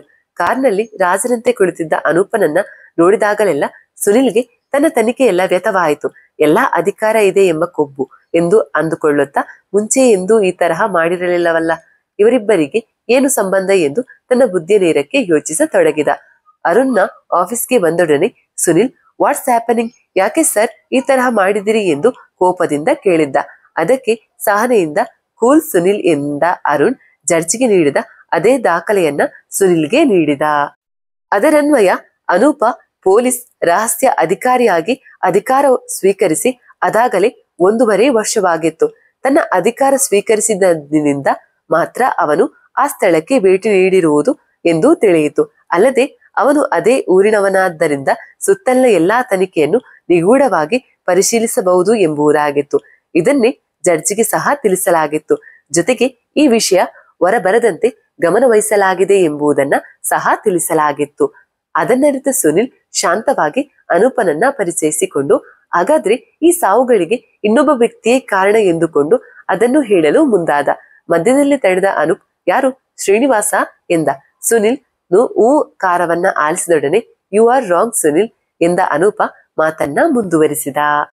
ನಾನು ಅಧಿಕಾರ ಸ್ವೀಕರಿಸಿ ಈ ತನಿಖೆಯನ್ನ ಕೈಗೆ ತೆಗೆದುಕೊಂಡಾಗಿನಿಂದ ಪ್ರತಿಯೊಂದು ವಿಧದಲ್ಲೂ ಯೋಚಿಸಿದ್ದೇನೆ. ಅದರ ಪ್ರಕಾರ ಮೊದಲು ಬಂದದ್ದೇ ಋತಿ. ಅವಳ ಆತ್ಮವೇ ಇರಬಹುದೇ ಎಂದು ಕೊಂಡವರಲ್ಲಿ ನಾನು ಒಬ್ಬ. ಯಾಕೆಂದರೆ ನನ್ನ ತಂದೆ ತಾಯಿಯ ಸಾವಿಗೂ ಅವಳೇ ಕಾರಣ ಎಂದು ತಿಳಿದಿದ್ದೆ. ಅದಕ್ಕಾಗಿ ಅಲ್ಲಿಯವರೆಗೂ ಆತ್ಮದ ಬಗ್ಗೆ ಎಷ್ಟೋ ಓದಿ ತಿಳಿದಿದ್ದೆ. ನಾನು ಅದಾದ ಮೇಲೆ ಅದಕ್ಕೆ ಅಧಿಕಾರವೂ ಇದ್ದರೆ ಉಪಯುಕ್ತ ಎಂದೇ ಓದಿ ಈ ಕೆಲಸವನ್ನು ಪಡೆದೆ. ಆಮೇಲೆ ತನಿಖೆಯಲ್ಲಿ ಆ ನನ್ನ ಓದಿನ ಪ್ರಯೋಗ ಮಾಡಿದಾಗ ತಿಳಿದದ್ದು, ಇಲ್ಲಿ ಯಾವುದೇ ಆತ್ಮವಿಲ್ಲ, ಪ್ರತಿಯಾಗಿ ಇಲ್ಲಿ ಮಾಟ ವಿದ್ಯೆ ಪ್ರಯೋಗವಿದೆ. ಅಲ್ಲದೆ ಇನ್ವೆಸ್ಟಿಗೇಷನ್ ರಿಪೋರ್ಟ್ಗಳ ಪ್ರಕಾರ ಎಲ್ಲರೂ ಯಾವುದೇ ಮೈಂಡ್ ಸ್ಟ್ರೆಸ್ಗೆ ಒಳಗಾಗದೆ ಕಾಮಾಗಿ ಸಾವನ್ನಪ್ಪಿದ್ದಾರೆ. ಜೊತೆಗೆ ಕೊಲೆ ಎಂದು ಪರಿಗಣಿಸಲು ಮೈ ಮೇಲೆ ಯಾವುದೇ ಕುರುಹುಗಳು ಇಲ್ಲ. ಸೊ ಇದು ಮಾಟವಿದ್ಯೆ. ಅದರ ಪ್ರಕಾರ ಇವರನ್ನ ಹೋಲಿಸಿಕೊಂಡು ಅಲ್ಲಿ ಕೈ ಕುಯ್ದು ರಕ್ತದರ್ಪಣೆ ಮಾಡಿಕೊಂಡು ವಾಪಸ್ ಕಳಿಸಿದ್ದಾರೆ. ತದನಂತರ ತೀವ್ರ ರಕ್ತಸ್ರಾವದಿಂದ ಅವರು ಸತ್ತಿದ್ದಾರೆ. ಇದನ್ನು ಗಮನದಲ್ಲಿರಿಸಿ ನನ್ನ ಮುಂದಿನ ತನಿಖೆ ಓದದ್ದು ಶ್ರೀನಿವಾಸ್ ಮೇಲೆ, ನೀವು ಹೇಳಿದ ಅದೇ ಶ್ರೀನಿವಾಸ್ ಮೇಲೆ. ಅನೂಪನ ಮಾತು ಮುಂದುವರೆದಿತ್ತು. ತನಿಖೆಯ ನಂತರದ ಅಂತ ಶ್ರೀನಿವಾಸ್ರನ್ನು ತಲುಪಿದೊಡನೆ ನನ್ನ ಟಾರ್ಗೆಟ್ ಸಂಪೂರ್ಣವಾಗಿ ಶ್ರೀನಿವಾಸ್ರನ್ನು ತಲುಪಿತ್ತು. ಅದನ್ನು ತಿಳಿಯುವುದಕ್ಕಾಗಿ ನಾನು ಅವರ ಕಂಪನಿಯಲ್ಲೇ ಕೆಲಸಕ್ಕೆ ಸೇರಿದ್ದು. ಮೊದಲಿಗೆ ನಾನು ಅವರು ಪ್ರತಿ ಅಮಾವಾಸ್ಯೆ ಊರಿಗೆ ಬರುವುದು, ಜೊತೆಗೆ ಅವರು ಸಹ ಮಾಟ ಪೂಜೆ ಮಾಡಿಸುತ್ತಿದ್ದದ್ದು ಎಲ್ಲವನ್ನು ಪರಿಗಣಿಸಿ ಅವರೇ ಕಾರಣ ಎಂದುಕೊಂಡರು ಸಹ. ತದನಂತರವೇ ನನಗೆ ತಿಳಿದದ್ದು ನನ್ನ ಊಹೆ ತಪ್ಪೆಂದು. ಕಾರಣ, ಶ್ರೀನಿವಾಸ್ರವರಿಗೆ ಒಬ್ಬಳು ಮಗಳಿದ್ದಾಳೆ. ಆದರೆ ಏನೆಂದು ತಿಳಿದಿಲ್ಲ. ಕೆಲ ವರ್ಷಗಳಿಂದ ಅವಳು ಮಾನಸಿಕ ಅಸ್ವಸ್ಥತೆಗೆ ಒಳಗಾಗಿದ್ದಾಳೆ. ಎಷ್ಟೋ ಮಾನಸಿಕ ತಜ್ಞರನ್ನ ಕಂಡರೂ ಉತ್ತರ ಶೂನ್ಯ. ಅದಕ್ಕಾಗಿ ಮುಂದೆ ಶ್ರೀನಿವಾಸ್ ಓದದ್ದೇ ದೇವರ ಬಳಿ, ತದನಂತರ ಆತ ಮಾರು ಹೋದದ್ದೇ ಮಾಟ ಮಂತ್ರದ ಮೇಲೆ. ಸೊ ಅವನು ಪ್ರತಿ ಅಮಾವಾಸ್ಯೆ ಅಲ್ಲಿಗೆ ಬರುತ್ತಿದ್ದದ್ದು, ಬಂದು ಕಾಡಿನಲ್ಲಿ ಪೂಜೆ ಮಾಡಿಸುತ್ತಿದ್ದ ಎಂದು ಹೇಳಿ ಮುಗಿಸಿದ ಅನೂಪ್. ಅವನ ಮಾತುಗಳನ್ನ ಶಾಂತ ರೀತಿಯಲ್ಲಿ ಕೇಳಿದ ಸುನಿಲ್, ಈ ವಿಷಯವನ್ನು ತನಿಖೆಗೆ ಯಾಕೆ ಬರಲಿಲ್ಲ ಎಂದ. ಸ್ವಲ್ಪ ತಾಳಿದ್ದರೆ ತಿಳಿಯುತ್ತಿತ್ತೋ ಏನೋ, ಆದರೆ ನೀವು ಮಾಡಿದ್ದೇನು? ಪೂರ್ತಿ ಕೇಸ್ನ ತನಿಖೆಗೆ ಬರದೆ ಕೇವಲ 1-2 ತಿಂಗಳದು ಮಾತ್ರ ತಿಳಿದುಕೊಂಡು ಮುಂದುವರೆದರೆ ತನಿಖೆ ಹೇಗೆ ಬಗೆಹರಿಯುತ್ತೆ? ಅದಕ್ಕೆ ಕೇಸ್ನ ನನ್ನ ಮೇಲೆ ತಂದಿರಿ, ಆಮೇಲೆ ಅವರ ಮೇಲೆ ಹೋಗಲಿ ಅಂದರೆ ಕೂಲಂಕುಷವಾಗಿ ಅದನ್ನು ಪರಿಶೀಲಿಸದೆ ತೀರ್ಮಾನ ಎನ್ನುತ್ತಾ ಅನೂಪ ಸುಮ್ಮನೆ ನಿಂತ. ಹಾಗಾದರೆ ನಿಮ್ಮ ಪ್ರಕಾರ ಸಾವುಗಳಿಗೆ ಕಾರಣ ಯಾರು ಎಂದು ನಿಷ್ಠುರವಾಗಿ ನುಡಿದ ಸುನೀಲ್. ಇಷ್ಟು ದಿನಗಳಲ್ಲಿ ಆದದ್ದು ಇಷ್ಟು. ನಾನಿಂದು ತನಿಖೆಯ ದಿಕ್ಕನ್ನು ಬದಲಿಸಬೇಕಿತ್ತು.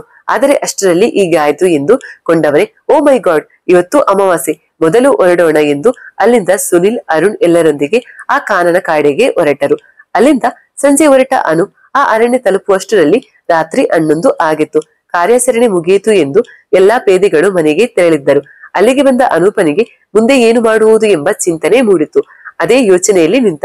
ಆದರೂ ಇರಲಿ ಎನ್ನುತ್ತಾ ಸುನಿಲ್, ನೀನು ಈ ದಿಕ್ಕಿನಲ್ಲಿ ಹೋಗು ಎಂದು ಹೇಳಿದವನೇ ಅರುಣ್ ರವರ ಬಳಿಯಿಂದ ತನ್ನ ಗನ್ ಪಡೆದುಕೊಂಡು ಇನ್ನೊಂದು ದಿಕ್ಕಿನಲ್ಲಿ ಹೊರಟ.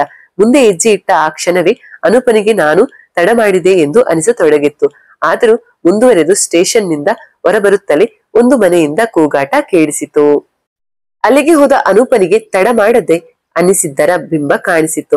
ಆ ಅಮಾವಾಸ್ಯೆಗೆ ಅದಾಗ್ಲೇ ಯುವತಿಯೊಬ್ಬಳು ಬಲಿಯಾಗಿದ್ದಳು. ಛೇ ಎಂದ ಅನೂಪ ಬರುಬರುತ್ತಾ ಕೋಪೋದ್ವಿಗ್ನಾದ ಏನಾಗುತ್ತೋ ಆಗಲಿ ಎಂದವನೇ ತನ್ನ ತನಿಖೆ ರೀತಿ ಬದಲಾಯಿಸಿ ಸೀದಾ ಕಿರಣ್ ಸಾವನ್ನಪ್ಪಿದ ಸ್ಥಳಕ್ಕೆ ಬಂದ. ಅಲ್ಲಿಂದ ಸುತ್ತಲ್ ನೋಡ ತೊಡಗಿದ. ಅನೂಪನಿಗೆ ಯಾವುದೇ ಮಾಟವಿದ್ಯೆಯಾದರೂ ಹೋಮಕುಂಡ ಇರಲೇಬೇಕು, ಅಲ್ಲದೆ ಅದಕ್ಕೆ ರಕ್ತದ ಅರ್ಪಣೆಯಾದರೆ ಅದರ ವಾಸನೆಯೇ ವಿಚಿತ್ರವಾಗಿರುತ್ತದೆ ಎಂಬುದೆಲ್ಲವನ್ನು ತಿಳಿದಿದ್ದ. ಅಲ್ಲದೆ ಮಂತ್ರ ಇನ್ನು ಮೊಳಗುತ್ತಿರಬಹುದು ಎನ್ನುತ್ತಾ ಸದ್ದಿಲ್ಲದೆ ನಿಂತ. ನಂತರ ಅವನಿಗೆ ಆ ಹೋಮಕುಂಡದ ಗಮಲು ಮುಗಿಗೆ ತಟ್ಟಲಾರಂಭಿಸಿತು. ತಕ್ಷಣ ಆ ದಿಕ್ಕಿನೆಡೆಗೆ ನೋಡಿದ. ಅನೂಪನಿಗೆ ದೂರದಲ್ಲಿ ಹೊಗೆ ಕಾಣಿಸುತ್ತಿತ್ತು. ಮರು ಯೋಚಿಸದೆ ಅನೂಪ ಆ ಜಾಗಕ್ಕೆ ಓಡಿದ. ಆದರೆ ಅಲ್ಲಿ ಯಾರೂ ಇರಲಿಲ್ಲ. ಆದರೆ ಬಲಿಗೆ ತಯಾರಾಗಿದ್ದ ಎಲ್ಲಾ ಕುರುಹುಗಳು ಅಲ್ಲಿ ದೊರೆತವು. ಇದೇ ನಿಮಗೆ ಎಂದುಕೊಳ್ಳುತ್ತಾ ಬರುತ್ತಿದ್ದ ಅನೂಪನಿಗೆ ಸುತ್ತ ಕಡಿದ ಮರಗಳು ಸಹ ದೊರೆತಿದ್ದವು. ಅವುಗಳನ್ನು ಪರಿಶೀಲಿಸಿದ ಅನೂಪನಿಗೆ ಅವು ತೇಗದ ಮರಗಳು ಎಂದು ತಿಳಿಯಿತು. ಅಷ್ಟರಲ್ಲಿ ಬೆಳಗಾದ್ದರಿಂದ ಅಲ್ಲಿಂದ ಹೊರಟ. ಅಲ್ಲದೆ ಆಗಾಗ ರಾತ್ರಿಗಳಲ್ಲಿ ಆ ಸ್ಥಳದ ಪರಿಶೀಲನೆಗೆ ಮುಂದಾದ. ಆದರೆ ಯಾವುದೇ ಪ್ರಯೋಜನವಾಗಲಿಲ್ಲ. ಇತ್ತ ಮಾಯಿ ಬಿಡುಗಡೆಯಾದರೂ ಅನೂಪ ಎಲ್ಲಿ ಹೋದ ಎಂಬ ಚಿಂತೆಯಲ್ಲಿ ಕೂತಳು. ಅಷ್ಟಲ್ಲದೆ ಮನೆಯಲ್ಲಿ ಅವಳ ಮದುವೆಯ ಪ್ರಸ್ತಾಪವೂ ಶುರುವಾಯಿತು. ತಡ ಮಾಡದೆ ಮಾಯಿ ತನ್ನ ತಂದೆ ಗೋಪಾಲ್ ಬಳಿ ಈಗಲೇ ಮದುವೆ ಬೇಡ, ನಾನು ಇನ್ನೂ ಸ್ವಲ್ಪ ಓದಬೇಕು ಎಂದಳು. ಆದರೆ ಗೋಪಾಲ್, ಯಾಕೆ ಆ ಎದುರು ಮನೆ ಹುಡುಗನ ಜೊತೆ ಸುತ್ತ ಬೇಕೆಂದಿದ್ದೀಯ ಎಂದರು. ಅಂದು ನೀನು ಪಾರ್ಕಲ್ಲಿ ತಬ್ಬಿ ನಿಂತದ್ದು, ಆಮೇಲೆ ಕೋರ್ಟಿನ ಬಳಿ ಎಲ್ಲಾ ನಾನು ಕಂಡಿದ್ದೇನೆ. ನಾನು ಊರಿನಿಂದ ಅದೇ ದಾರಿಯಲ್ಲಿ ಬಸ್ ನಡೆದು ಬರುತ್ತಿದ್ದೆ. ನಿನ್ನ ಅಮ್ಮನಿಗೆ ಇದನ್ನು ಹೇಳಲು ಇಲ್ಲಿ ತೋರಿಸಲು ಇಲ್ಲ. ಇದು ತಿಳಿದು ಅವಳಿಗೆ ಬೇಜಾರಾದರೆ ಅಂತ. ಒಳ್ಳೆಯವನಾಗಿದ್ದರೆ ಸರಿ, ಆದರೆ ಒಮ್ಮೆ ಕೋರ್ಟ್ ಮೆಟ್ಟಿಲೇರಿದವನನ್ನು ಜನರು ನೋಡುವುದೇ ಬೇರೆ ತರ. ಅಲ್ಲದೆ ಅವನ ಇತಿಹಾಸ ಇನ್ನೂ ಏನಿದೆಯೋ ಅದಕ್ಕೆ ಈ ನಿಮ್ಮ ಪ್ರೀತಿಗೆ ನಾನು ಸಮ್ಮತಿಸುವುದಿಲ್ಲ ಎಂದು ಕೋಪದಿಂದ ನುಡಿದಿದ್ದರು. ಮಾಯಿ ಒಮ್ಮೆಲೆ ನಿಂತ ಜಾಗದಲ್ಲಿ ಮೌನವಾದಳು. ತನ್ನ ತಂದೆಗೆ ಎಲ್ಲಾ ತಿಳಿದಿದೆ ಎನ್ನುವುದಕ್ಕಿಂತ ಅವರು ಅನೂಪನ ಜೊತೆ ತನ್ನ ಮದುವೆ ಮಾಡಲು ಒಪ್ಪುವುದಿಲ್ಲ ಎಂಬುದನ್ನು ಅರಿತು ಅವಳ ದುಃಖ ಹೆಚ್ಚಾಗಿ ಕಣ್ಣಲ್ಲಿ ನೀರು ಬರಲಾರಂಭಿಸಿತು. ಇನ್ನು ಎಷ್ಟೇ ಅತ್ತರೂ ನನ್ನ ಉತ್ತರ ಒಂದೇ, ಒಪ್ಪದಿದ್ದರೆ ನಾವು ಜೀವಂತ ಇರುವುದಿಲ್ಲ ಎಂದು ನಿಷ್ಠುರವಾಗಿ ನುಡಿದ ಗೋಪಾಲ್. ಅದನ್ನು ಕೇಳುತ್ತಲೇ ಅಳುತ್ತಾ ತನ್ನ ರೂಮ್ಗೆ ನಡೆದಳು ಮಾಯಿ. ಹೀಗೆ ಮಾಯಿ ಅಳುವಿನೊಂದಿಗೆ ಅನೂಪ ತನ್ನ ತನಿಖೆಯಲ್ಲಿ ಮಗ್ನರಾದರು. ದಿನಗಳು ಉರುಳಿದಂತೆ ಅಮಾವಾಸ್ಯೆ ದಿನ ಹತ್ತಿರವಾಯಿತು. ಅನೂಪನು ಸಹ ಸಾವಿನ ಸಂಚನ್ನ ಭೇದಿಸಲು ಸಿದ್ಧನಾದ. ಅಂದುಕೊಂಡಂತೆ ಅಮಾವಾಸ್ಯೆ ದಿನ ಇಟ್ಸ್ ಟೂ ಲೇಟ್ ಎಂದು ಇನ್ನೊಮ್ಮೆ ಅಂದುಕೊಳ್ಳಬಾರದು ಎಂದು ನಿರ್ಧರಿಸಿ ಇಂದಿನ ದಿನವೇ ಸ್ಥಳಕ್ಕೆ ಸುನಿಲನೊಂದಿಗೆ ಹೊರಟ. ಅಂದಾಗಲೇ ಆ ಸ್ಥಳದಲ್ಲಿ ಮಾಟ ಪೂಜೆಗೆ ಸಿದ್ಧ ಮಾಡಲಾಗಿತ್ತು. 2 ದೊಡ್ಡ ವೃತ್ತಗಳ ಮಧ್ಯೆ ಕುಂಕುಮದ ಒಂದು ಷಡ್ಭುಜ ನಕ್ಷತ್ರ ಮಂಡಲ ಸಿದ್ಧವಿತ್ತು. ಸರಿ ಇರಲಿ ಎಂದು ಕಾಯುತ್ತಾ ಕುಳಿತರು. ಕತ್ತಲು ಆವರಿಸಿತು. ಸುನಿಲ್ ಧೈರ್ಯವಂತನಾದರೂ ಆ ಕರಾಳ ರಾತ್ರಿಯಲ್ಲಿ ಒಳೆಯುತ್ತಿದ್ದ ಆ ಮಂಡಲ ನೋಡಿ ಎದುರಿದ್ದ. ಅಲ್ಲಿಗೆ ಬಂದ ಒಬ್ಬ ಮಂತ್ರವಾದಿ ತನ್ನ ಪೂಜೆ ಪ್ರಾರಂಭಿಸಿದ. ಮರದ ಮೇಲೆ ಕುಳಿತು ಕಾಯುತ್ತಿದ್ದ ಸುನಿಲ್ ಪಕ್ಕದಲ್ಲಿದ್ದ ಅನೂಪನಿಗೆ ಹೋಗೋಣವೇ ಎಂದ. ಅದಕ್ಕೆ ಬೇಡ, ಇನ್ನು ಸ್ವಲ್ಪ ಸಮಯ, ಇನ್ನು ಯಾರಾದ್ರೂ ಬರುತ್ತಾರ ನೋಡೋಣ ಎಂದ. ಸಮಯ ಮಧ್ಯರಾತ್ರಿ 2 ಗಂಟೆ. ದಿನವೂ ಸಹ ಅಮಾವಾಸ್ಯೆಗೆ ಉರುಳಿತ್ತು. ಅಷ್ಟರಲ್ಲಿ ಇಬ್ಬರು ವ್ಯಕ್ತಿಗಳು ಅಲ್ಲಿಗೆ ಬಂದು, ಕ್ಷಮೆ ಇರಲಿ ಸ್ವಾಮಿಗಳೇ, ಹಳ್ಳಿಗಳಲ್ಲಿ ಪೊಲೀಸರ ಕಾಟ ಹೆಚ್ಚಾಗಿದೆ ಎಂದರು. ನಂತರ ಪೂಜೆಗೆ ಕುಳಿತರು. ಸಾವುಗಳಿಗೆ ಇವರೆಯೇ ಅಥವಾ ಇನ್ನೂ ಯಾರಾದ್ರೂ ಇದ್ದಾರಾ ಎಂದು ಕಾಯುತ್ತಾ ಅನೂಪ ಮತ್ತು ಸುನಿಲ್ ಇನ್ನೂ ಮರದ ಮೇಲೆ ಕುಳಿತಿದ್ದರು. ನಿದ್ದೆಗಣ್ಣಿನಲ್ಲಿ ತೂಕಾಡಿಸುತ್ತಿದ್ದ ಸುನಿಲ್ ಮಂತ್ರವಾದಿಯ ಮಂತ್ರಕ್ಕೆ ಮಂಡಲದ ಮಧ್ಯೆ ಇದ್ದ ಬೆಂಕಿ ತಗ್ಗಿಸಿದ ಶಬ್ದಕ್ಕೆ ತಟತ್ತನೆ ಹಿಡುತ್ತಿದ್ದ. ಪೂಜೆ ಮುಂದುವರಿಯುತ್ತಿದ್ದಂತೆ ದೂರದಲ್ಲಿ ಯಾರೋ ಬಂದಂತೆ ಕಂಡಿತು. ಯಾರು ಎಂದು ನೋಡಿದರೆ ಅರುಣ್. ಏನು ತಿಳಿಯದೆಂಬಂತೆ ಯಾವುದೋ ಲೋಕದಲ್ಲಿ ಬರುತ್ತಿದ್ದ. ಈ ಬಾರಿಯ ಬಲಿಗೆ ಅರುಣ್ ತಯಾರಿಸಲಾಗಿತ್ತು ಎಂದು ಅನೂಪನಿಗೆ ತಿಳಿಯಿತು. ತಕ್ಷಣ ತಡ ಮಾಡದೆ ಎಚ್ಚೆತ್ತ ಅನೂಪ ಸುನಿಲ್ನಿಗೆ ಜಂಪ್ ಎಂದ. ಆದರೆ ನಿದ್ದೆಗಣ್ಣಿನ ಸುನಿಲ್ನಿಗೆ ಕೇಳಿಸಲಿಲ್ಲ. ಮತ್ತೊಮ್ಮೆ ಅನೂಪ ಜಂಪ್ ಸುನಿಲ್ ಎಂದು ಎಚ್ಚರಿಸಲು ಮುಂದಾದ. ಅಷ್ಟರಲ್ಲಿ ಸುನಿಲ್ ನಿದ್ದೆಗಣ್ಣಲ್ಲೇ ಮರದಿಂದ ಕೆಳಗೆ ಬಿದ್ದ. ಅನೂಪ್ ತೋ ಎನ್ನುತ್ತಾ ಒಮ್ಮೆಲೆ ತನ್ನ ಗನ್ ತೆಗೆದು ಆಕಾಶದ ಕಡೆಗೆ ತಿರುಗಿಸಿ ಶೂಟ್ ಮಾಡಿದ. ಬಿದ್ದು ಎದ್ದ ಸುನಿಲ್ ತಕ್ಷಣ ಎದರಿದವನೇ ಅತ್ತ ಇತ್ತ ಕತ್ತಾಡಿಸುತ್ತಾ ಸುತ್ತ ನೋಡಿ ಎದ್ದು ಅನೂಪನೊಂದಿಗೆ ಗನ್ ಹಿಡಿದು ನಿಂತ. ಅರುಣ್ಣು ಸಹ ಮಂತ್ರಲೋಕದಿಂದ ಹೊರಬಂದಿದ್ದ. ಜೊತೆಗೆ ಗನ್ ಶಬ್ದ ಕೇಳಿ ಎದರಿ ಓಡುತ್ತಿದ್ದ ಮಂತ್ರವಾದಿಯನ್ನು ಮುಂದಿನ ಯೋಚನೆ ಏನನ್ನು ನೋಡದೆ ಹಿಡಿದು ಒಡೆದು ಕೆಳಗೆ ಬೀಳಿಸಿಕೊಂಡು ಅಲ್ಲೇ ನಿಂತ. ಹಾಗೆ ಆ ಇಬ್ಬರನ್ನು ಅರೆಸ್ಟ್ ಮಾಡಲು ಮುಂದೆ ಬರುತ್ತಿದ್ದ ಅನೂಪ ಮತ್ತು ಸುನಿಲಲ್ಲಿ ಮೊದಲೇ ತೋಡಿಯಲೆ ಮುಚ್ಚಿದ್ದ ಚಿಕ್ಕ ಗುಂಡಿಗಳಿಗೆ ಎಡವಿ ಬಿದ್ದರು. ಗಣ್ಗಳು ಕೈ ತಪ್ಪಿದ್ದವು. ಒಡನೆ ಆ ಇಬ್ಬರು ಅನೂಪ ಸುನಿಲರನ್ನು ಹಿಂದಿನಿಂದ ಹಿಡಿದು, ಹೀಗೆ ನಿಮ್ಮ ಕಿರಣ್ ಕೂಡ ಸಿಕ್ಕಿಕೊಂಡಿದ್ದು, ನಮ್ಮ ದಾರಿಗೆ ಅಡ್ಡ ಬರುವುದು ಸರಿ ಇಲ್ಲ ಎಂದರು. ಆದರೆ ಒಡನೆ ಬಿಡಿಸಿಕೊಂಡ ಅನೂಪ ತನ್ನಿದ್ದವನಿಗೆ ಮುಷ್ಟಿಯಲ್ಲಿ ಮುಖಕ್ಕೆ ಗುದ್ದಿ ಬೀಳಿಸಿ ಸುನಿಲ್ನನ್ನು ಹಿಡಿದಿದ್ದವನಿಗೆ ಹೊಡೆದು, ಆದರೆ ನಾನು ಕಿರಣ್ ಅಲ್ಲ ಎಂದ. ನಾಲ್ವರ ನಡುವೆ ಹೊಡೆದಾಟ ಪ್ರಾರಂಭವಾಯಿತು. ಇತ್ತ ಅರುಣ್ ಕೂಡ ಮಂತ್ರವಾದಿಗೆ ಗುದ್ದಿ ಮರಕ್ಕೆ ಕಟ್ಟು ಹಾಕಿದ. ಇತ್ತ ಸುನಿಲ್ ಅನೂಪ್ ಕೂಡ ಅವರನ್ನ ಚೆನ್ನಾಗಿ ಹೊಡೆದು ಮಲಗಿಸಿ ಬಿದ್ದ ಗನ್ಗಳನ್ನ ಎತ್ತಿಕೊಂಡು ಅವರ ತಲೆಗೆ ಗುರಿ ಇಟ್ಟು ನಿಂತರು. ಸಾಕು, ತುಂಬಾ ಸಮಯ ಆಯ್ತು, ನಿಮ್ಮ ಆಟ ಮುಂದೆ ನಡೆಯೋಲ್ಲ, ಈಗ ಬಾಯ್ಬಿಡಿ ಎಂದು ಸುನಿಲ್ ಉಸಿರುಗಳೆಯುತ್ತಾ ನುಡಿದ. ಅನೂಪನು ಸಹ ತನ್ನ ಗಣ್ಣನ್ನು ಅವನ ತಲೆಗೆ ತೀರಾ ಹತ್ತಿರಕ್ಕೆ ತಂದ. ತಕ್ಷಣ ಏಳುತ್ತೀನಿ ಎಂದ ಇಬ್ಬರು ನಡೆದ ಕತೆ ಹೇಳಲಾರಂಭಿಸಿದರು. ಅವರಿಬ್ಬರು ಆ ಊರಿನ ಗೌಡ, ಅಂದರೆ ಅದೇ ಅನಿಕಾಳ ತಂದೆಯ ಮನೆಯಲ್ಲಿ ಕೆಲಸ ಮಾಡುತ್ತಿದ್ದವರು. ಮನೆಯವರ ಸಾವಿನ ನಂತರ ನಾವು ಈ ಮರಗಳನ್ನ ಕಡಿದು ಸಾಗಿಸುತ್ತಿದ್ದೆವು. ಅದನ್ನು ತಡೆಯಲು ಬಂದವರಿಗೆ ದೆವ್ವ ಎಂದು ಎದುರಿಸಲು ಈ ತರ ಮಾಡಿದೆವು ಎಂದರು. ಓ ಹೌದಾ, ಛೇ, ಇದನ್ನು ನಂಬೋಕೆ ಕಿವಿಯಲ್ಲಿ ಹೂವಿಲ್ಲ. ಇಲ್ಲಿ ಹಾಕಿರುವ ಮಂಡಲ ಮಂತ್ರ ಎಲ್ಲವೂ ಬೇರೆಯೇ ಹೇಳುತ್ತಿದೆ. ಸುಮ್ಮನೆ ಒಪ್ಪಿಕೊಳ್ಳಿ ಎಂದ ಅನೂಪ. ಅದಕ್ಕೆ ಮುಂದುವರಿಸಿದ ಅವರು, ಗೌಡರು ಸಾವಿನ ನಂತರ ಮರಗಳನ್ನ ಕಡಿಯುತ್ತಿದ್ದ ನಾವು ಅದರ ಜೊತೆಗೆ ನಮ್ಮ ಗೌಡರು ಪಡೆಯಲು ಸಾಧ್ಯವಾಗದ ನಿಧಿಯನ್ನ ನಾವು ಪಡೆಯೋಣ ಎಂಬ ಆಸೆ ಬಂತು. ಆದರೆ ಬಲಿ ನೀಡಿ ಶಾಂತಿ ಸೂಚಿಸದೆ ಅದನ್ನು ಕಾಯುತ್ತಿದ್ದ ಶಕ್ತಿ ಬಲಗೊಂಡಿದೆ ಎಂದು ತಿಳಿಯಿತು. ಅದಕ್ಕೆ ಆ ನಿಧಿಗಾಗಿ ಇಷ್ಟು ದಿನಗಳು ಸಹ ರಕ್ತತರ್ಪಣ ನೀಡುತ್ತಿದ್ದೆವು. ಅಕಸ್ಮಾತ್ ಇದು ಯಾರಿಗಾದರೂ ತಿಳಿದರೆ ಅವರನ್ನ ಹಾಗೆ ಸಾಯಿಸುತ್ತಿದ್ದೆವು ಎಂದರು. ಇದನ್ನು ಕೇಳಿದೊಡನೆ ಅನೂಪನಿಗೆ ತನ್ನ ಜೀವನ ಕಣ್ಣ ಎದುರಿಗೆ ಬಂದಂತೆ ಆಯ್ತು. ತಕ್ಷಣವೇ ಗನ್ನನ್ನು ಸುನಿಲ್ಗೆ ನೀಡಿ ಆವೇಶದಿಂದ ಅವರಿಬ್ಬರಿಗೂ ಹೊಡೆಯಲಾರಂಭಿಸಿದ. ತನ್ನ ಜೀವನದ ನೋವಿಗೆ ಕಾರಣರಾದವರು ಎಂಬ ಕೋಪದಲ್ಲಿದ್ದ ಅನೂಪನಿಗೆ ತಾಳ್ಮೆಯ ಪರಿವೇ ಇರಲಿಲ್ಲ. ಅಷ್ಟರಲ್ಲಿ ನಿಲ್ಲಿಸಿದ ಅರುಣ್ ಮತ್ತು ಸುನಿಲ್ ಅನೂಪನನ್ನ ಸಮಾಧಾನ ಮಾಡಿ ಅವರುಗಳನ್ನ ತಮ್ಮ ವಶಕ್ಕೆ ಪಡೆದು ಕೋರ್ಟ್ಗೆ ಕರೆತಂದರು. ತನಿಖೆಯ ಎಲ್ಲಾ ಅಂಶಗಳನ್ನ ಗಮನಿಸಿದ ಜಡ್ಜ್ ಸಾಕ್ಷ್ಯಾಧಾರಗಳನ್ನ ಗಮನಿಸಿ ಅವರಿಗೆ ಮರಣದಂಡನೆ ವಿಧಿಸಿದರು.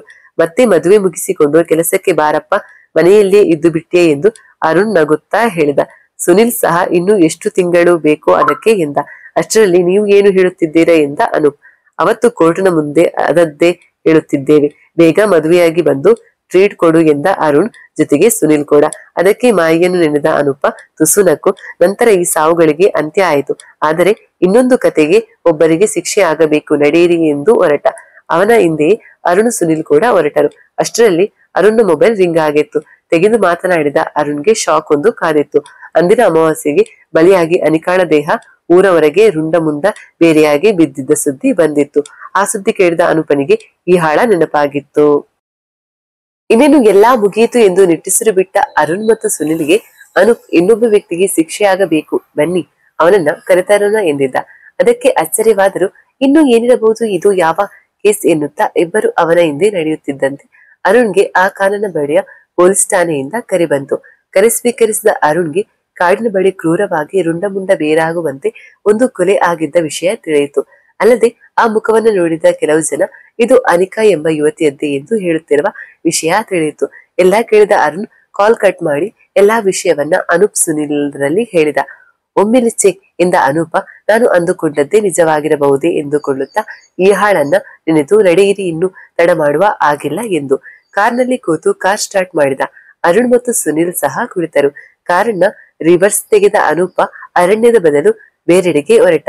ಕಸಿವಿಸಿಗೊಂಡ ಅರುಣ್ ಈ ಕಡೆ ಎಲ್ಲಿಗೆ ಎಂದರೂ ಹೇಳುತ್ತೇನೆ ಎಂದು ಸುಮ್ಮನೆ ಕಾರು ಓಡಿಸಲು ಮುಂದಾದ. ಕಾರನ್ನ ತನ್ನ ಬಾಸ್ ಶ್ರೀನಿವಾಸ್ ಮನೆಯ ಬೆಳಗ್ಗೆ ತಂದ ಅನೂಪ್ ವೇಗವಾಗಿ ಕಾರಿನಿಂದ ಹಿಡಿದು ಮನೆಯೊಳಗೆ ಹೋಗಿ ಶ್ರೀನಿವಾಸ್ ಎಂದು ಕೂಗಿದ. ಎಷ್ಟೋ ಬಾರಿ ಕೂಗಿದರೂ ಶ್ರೀನಿವಾಸ್ ಬರಲಿಲ್ಲ. ಅಲ್ಲೇ ಇದ್ದ ಕೆಲಸದವನು ಅವರು ಸ್ವಲ್ಪ ಸಮಯದ ಮುಂಚೆ ಏನೇನು ಹೇಳದೆ ಗರಬಡಿದವರಂತೆ ಕಾರ್ನಲ್ಲಿ ಹೋದರು ಎಂದ. ಸ್ವಲ್ಪ ಯೋಚಿಸಿದ ಅನೂಪ ಕಾರಿನಲ್ಲಿ GPS ಇರಬಹುದೇ ಎಂಬ ಗೊಂದಲಕ್ಕೆ ಒಳಗಾಗಿ ಅಲ್ಲೇ ಮನೆಯಲ್ಲಿದ್ದ ಶ್ರೀನಿವಾಸನ ರೂಮ್ನ ಸಿಸ್ಟಮ್ ಆನ್ ಮಾಡಿದ. ಅಲ್ಲೇ ಸ್ವಲ್ಪ ಸಮಯ ಕಳೆದ ಅನೂಪನಿಗೆ ಕಾರ್ನ GPS ಕನೆಕ್ಟ್ ಆಗಿ ಕಾರ್ ಆ ನೃಪತುಂಗಾರಣ್ಯ ಮಾರ್ಗವಾಗಿ ಹೋಗುತ್ತಿರುವುದು ತಿಳಿಯಿತು. ಅನೂಪನಿಗೆ ಕಥೆಯ ತಾತ್ಪರ್ಯ ನಾನು ಅಂದುಕೊಂಡಂತೆ ಇರಬಹುದು ಎಂಬ ಅರಿವಾಗ ತೊಡಗಿತು. ಅಲ್ಲೇ ಇದ್ದ ಶ್ರೀನಿವಾಸನ ಒಂದು ಫೋಟೋವೊಂದನ್ನ ತೆಗೆದುಕೊಂಡು ಹಾಲ್ ನಲ್ಲಿ ಮುಗ್ಧವಾಗಿ ಕುಳಿತಿದ್ದ ಶ್ರೀನಿವಾಸನ ಮಗಳಿಗೊಂದು ನಗು ಬೀರಿ ಅಲ್ಲಿಂದ ಹೊರಟಿದ್ದ. ಅರುಣ್ ಮತ್ತು ಸುನಿಲ್ ಇಬ್ಬರಿಗೂ ಏನು ಆಗುತ್ತಿದೆ ಎಂಬ ಅರಿವೇ ಇಲ್ಲದೆ ಅವನನ್ನು ಹಿಂಬಾಲಿಸಿದರು. ಕಾರ್ನಲ್ಲಿ ಅನಶ್ಯ ಕಡೆಗೆ ಹೊರಟ ಅನೂಪ ಈಗ ಆಗಿರುವ ಕೊಲೆಯ ತಿರುವನ್ನ ತಿಳಿಸಲು ಮುಂದಾದ. ವೃತ್ತಿಯ ಬಗ್ಗೆ ಅರಿವೇ ಇಲ್ಲದ ಅವರಿಗೆ ವೃತ್ತಿಯ ಸಂಪೂರ್ಣ ಕತೆ ಹೇಳಿದ. ಜೊತೆಗೆ ಈಗ ಇನ್ನೂ ಒಂದು ಮೂಮೆಂಟ್ ಕೂಡ ನಾನು ಅಂದುಕೊಂಡಂತೆ ಆದರೆ ಜನರು ವೃತ್ತಿಯ ವಿಷಯದಲ್ಲಿ ತಿಳಿದಿರುವುದು ಅರ್ಧ ಮಾತ್ರ ಎಂದ. ಹೌದಾ, ಹಾಗಾದ್ರೆ ಕತೆ ಏನು ಎಂದ ಅರುಣ್ಗೆ ಅನೂಪ ಮುಂದೆ ತನ್ನ ತನಿಖೆಯಲ್ಲಿ ತಿಳಿದ ಸಂಗತಿಯನ್ನ ತಿಳಿಸಲು ಪ್ರಾರಂಭಿಸಿದ. ಸುನಿಲ್ ಕೂಡ ಆ ಕತೆ ಕಿವಿಗಳನ್ನು ಗಳಿಸಿ ಕೂತ. ಮೊದಲೇ ಹೇಳಿದಂತೆ ಚಂದ್ರನ ನಿಜವಾದ ಹೆಸರು ಶ್ರೀನಿವಾಸ್. ಇದೇ ಶ್ರೀನಿವಾಸ್. ಆಮೇಲೆ ರತಿಗೆ ಇಯಾ ಎಂಬ ಅಕ್ಕ ಸಹ ಇದ್ದಳು. ಆದರೆ ತಂಗಿ ಗುಣಕ್ಕೂ ಅವಳಿಗೂ ತದ್ವಿರುದ್ಧ. ರತಿ ತಂದೆಯು ಮಾಡುತ್ತಿದ್ದ ದೇವರ ಪೂಜೆಗಳಲ್ಲಿ ಒಲವನ್ನಿಟ್ಟರೆ ಇಯಾ ಅದೇ ತಂದೆಯ ಮಾಟ ವಿದ್ಯೆಯ ಬಗ್ಗೆ ಒಲವನ್ನೊಂದಿದ್ದಳು. ಅಲ್ಲದೆ ತಂದೆಯನ್ನೇ ಮೀರಿಸುವಂತೆ ಕೆಲವು ಮಾಟ ವಿದ್ಯೆಯಲ್ಲಿ ಪರಿಣಿತಯಾಗಿದ್ದಳು ಸಹ. ಅಷ್ಟೇ ಒಳ್ಳೆಯವಳು ಸಹ. ಅಂದು ಋತಿಯ ಆತ್ಮ ಮೂವರ ಬಲಿ ಪಡೆಯಿತು ಎಂದು ತಿಳಿದಿದ್ದರೆ ಜನ. ಆದರೆ ಅಂದು ಶಿವಪ್ಪ ಊರ ಆಚೆ ಎಣವಾಗಿ ಸಿಕ್ಕ ಎಂದು ಕೂಡ ಹೇಳಿದ್ದಾರೆ ಜನ. ಹಾಗಾದ್ರೆ ಅವನಿಗೆ ಋತಿಯನ್ನ ಕರೆತರಲು ಸಾಧ್ಯ? ಜೊತೆಗೆ ಅಂದೇ 3 ಜನರು ಸತ್ತರು ಎನ್ನುತ್ತಿದ್ದರೆ ಜನ. ಆದರೆ ಅಂದು ಸಿಕ್ಕಿರುವುದು ಕೇವಲ ಅನಿಕಾಳ ತಂದೆಯ ಶವ ಮಾತ್ರ. ಮಿಕ್ಕ 2 ಶವಗಳು ಸಿಕ್ಕಿಲ್ಲ. ಪ್ರಕರಣದ ತನಿಖೆಯಲ್ಲಿದ್ದ ನನಗೆ ಶ್ರೀನಿವಾಸ್ ಅಮಾವಾಸ್ಯೆಯಲ್ಲಿ ಬಂದು ಪೂಜೆ ಮಾಡಿಸುತ್ತಿದ್ದದ್ದು ತಿಳಿಯಿತು. ನಂತರ ಅವನನ್ನ ಹಿಂಬಾಲಿಸಿದಾಗಲೇ ತಿಳಿದದ್ದು ಇವನು ಋತಿಯ ಸಾವಿನ ಹಿಂದಿದ್ದವರಲ್ಲಿ ಒಬ್ಬ ಎಂದು. ಇಯಾಳಿಗೆ ವಿಷಯ ತಿಳಿದು ಅವಳು ಸೇಡಿಗೆ ಬಂದರೆ ಎಂದು ಅಷ್ಟರಲ್ಲಿ ಅವನನ್ನು ಶಿಕ್ಷೆಗೆ ಒಳಪಡಿಸೋಣ ಎಂದುಕೊಂಡೆ. ಆದರೆ ಅಷ್ಟರಲ್ಲಿ ಹೀಗಾಯ್ತು. ಇಯಾ ಸುಮ್ಮನಿರುವವಳಲ್ಲ ಎಂಬ ಶಂಕೆಯೂ ಇದೆ. ಹಾಗಾದ್ರೆ ಅನಿಕಾಳ ಶವವನ್ನ ಕಾಡು ಪ್ರಾಣಿಗಳು ತಿಂದಿರಬಹುದೇ ಎಂಬ ಶಂಕೆ ಮೂಡಿತ್ತು. ಜೊತೆಗೆ ಇತ್ತ ಸಿಟಿಯಲ್ಲಿ ಜೀವನ ನಡೆಸುತ್ತಿರುವ ಶ್ರೀನಿವಾಸನ ಮಗಳಿಗೆ ಯಾಕೆ ವಿಚಿತ್ರ ತೊಂದರೆ ಆಗುತ್ತಿದೆ ಎಂಬ ಯೋಚನೆಯೂ ಬಂತು. ಈಗ ನಡೆಯುತ್ತಿರುವುದನ್ನು ನೋಡಿದರೆ ನನ್ನ ಪ್ರಕಾರ ಇದು ಇಯಾಳ ಮುಂದಿನ ತಿರುವೇ ಇರಬಹುದು. ಉತ್ತರ ಮುಂದೆ ಸಿಗಬೇಕಷ್ಟೇ ಎಂದಿದ್ದ ಅನೂಪ. ಇದನ್ನೆಲ್ಲ ಕೇಳಿದ ಅರುಣ್ ಮತ್ತು ಸುನಿಲ್ ಒಮ್ಮೆಲೆ ನಡುಗಿದರು ಸಹ ಅದನ್ನು ತೋರದೆ ಕುಳಿತರು. ಅನೂಪ ವೇಗವಾಗಿ ಕಾರನ್ನ ಚಲಾಯಿಸಿದರು. ಸ್ಥಳಕ್ಕೆ ಬರುವಷ್ಟರಲ್ಲಿ ರಾತ್ರಿಯಾಗಿತ್ತು. ಅನಿಕಾ ಇಂದಿನ ದಿನ ಸಾವನ್ನಪ್ಪಿರುವ ಸಂಗತಿ ತಿಳಿಯಿತು. ಇನ್ನು ತಡಬೇಡ ಎಂದು ನಿರ್ಧರಿಸಿದ್ದ ಅನೂಪ ತನ್ನಲ್ಲಿದ್ದ ಶ್ರೀನಿವಾಸನ ಫೋಟೋವನ್ನ ಅಲ್ಲಿದ್ದ ಪೇದೆಗಳಿಗೆ ತೋರಿಸಿ ವಿಚಾರಿಸಿದ. ಶ್ರೀನಿವಾಸ್ ಕಾಡಿನ ಕಡೆಗೆ ಹೋಗುತ್ತಿದ್ದುದನ್ನ ಒಬ್ಬ ಪೇದೆ ನೋಡಿದ್ದ. ಅದನ್ನು ಅನೂಪನಲ್ಲಿ ಹೇಳಿದ. ಸರಿ ಎಂದು ಹೊರಟ ಅನೂಪ್ ಅರುಣ್ ಮತ್ತು ಸುನಿಲ್ ರನ್ನು ಕರೆದ. ಆದರೆ ಕತೆಗೆ ಎದರಿದ್ದ ಅರುಣ್ ಏನೋ ಹೇಳಿ ತಪ್ಪಿಸಿಕೊಂಡ.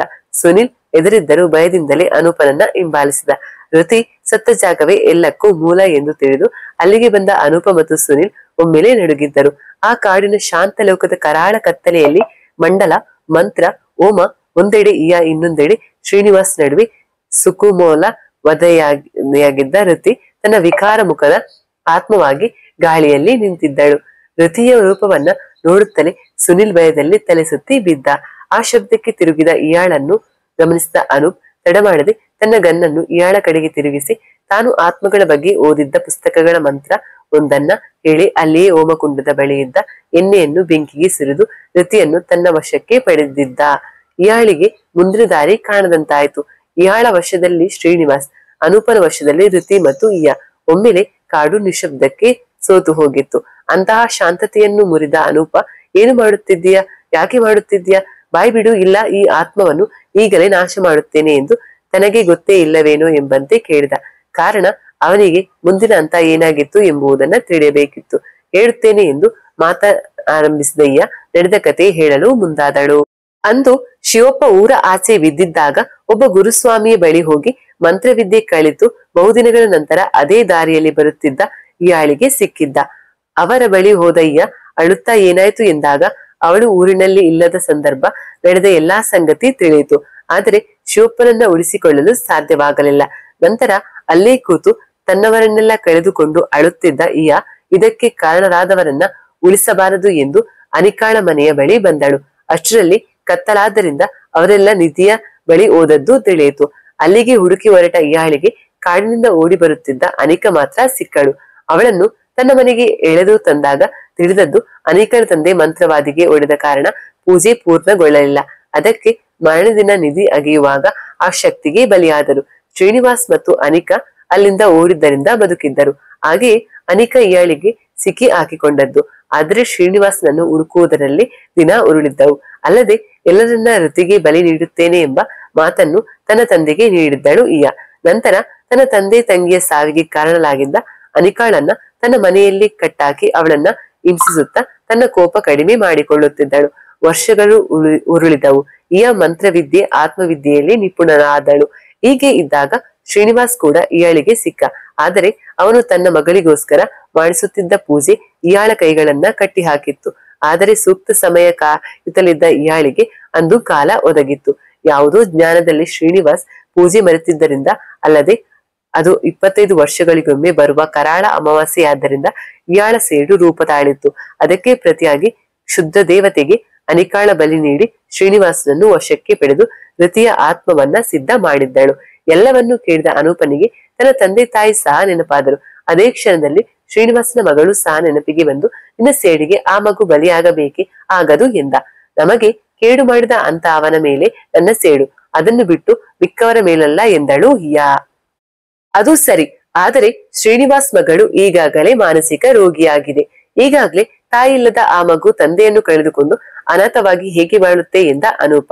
ಆದರೂ ಶ್ರೀನಿವಾಸ್ ಜೈಲಿಗೆ ಹೋದರೆ ಅವರ ಮಗಳನ್ನ ಅನಾಥವಾದ ತಾನೇ ತನ್ನ ತಂಗಿಯಂತೆ ಸಾಕಬೇಕೆಂದಿದ್ದ ಅನೂಪನ ಕಣ್ಣಲ್ಲಿ ತನ್ನ ವಶದಲ್ಲಿದ್ದ ರತಿಯ ಆತ್ಮವನ್ನು ನೋಡಿ ನೀರು ತುಂಬಿತು. ಒಂದು ನಿಧಿ ಎಷ್ಟೋ ಕುಟುಂಬಗಳ ನೋವಿಗೆ ಕಾರಣವಾಯ್ತಲ್ಲ ಎಂದು ಕಣ್ಣೀರಿಟ್ಟ. ಅಲ್ಲದೆ ತನ್ನ ತಂದೆ ತಾಯಿ ಸಾವಿಗೂ ಕಾರಣ ಇದೇ ನಿಧಿ, ಇದಕ್ಕೆ ಅಂತ್ಯವಾಗಬೇಕು ಎನ್ನುತ್ತಾ ತನ್ನ ಗಣ್ ಕೆಳಗಿಳಿಸಿ ರತಿಯನ್ನು ಸಹ ತನ್ನ ವಶದಿಂದ ಮುಕ್ತಗೊಳಿಸಿದ.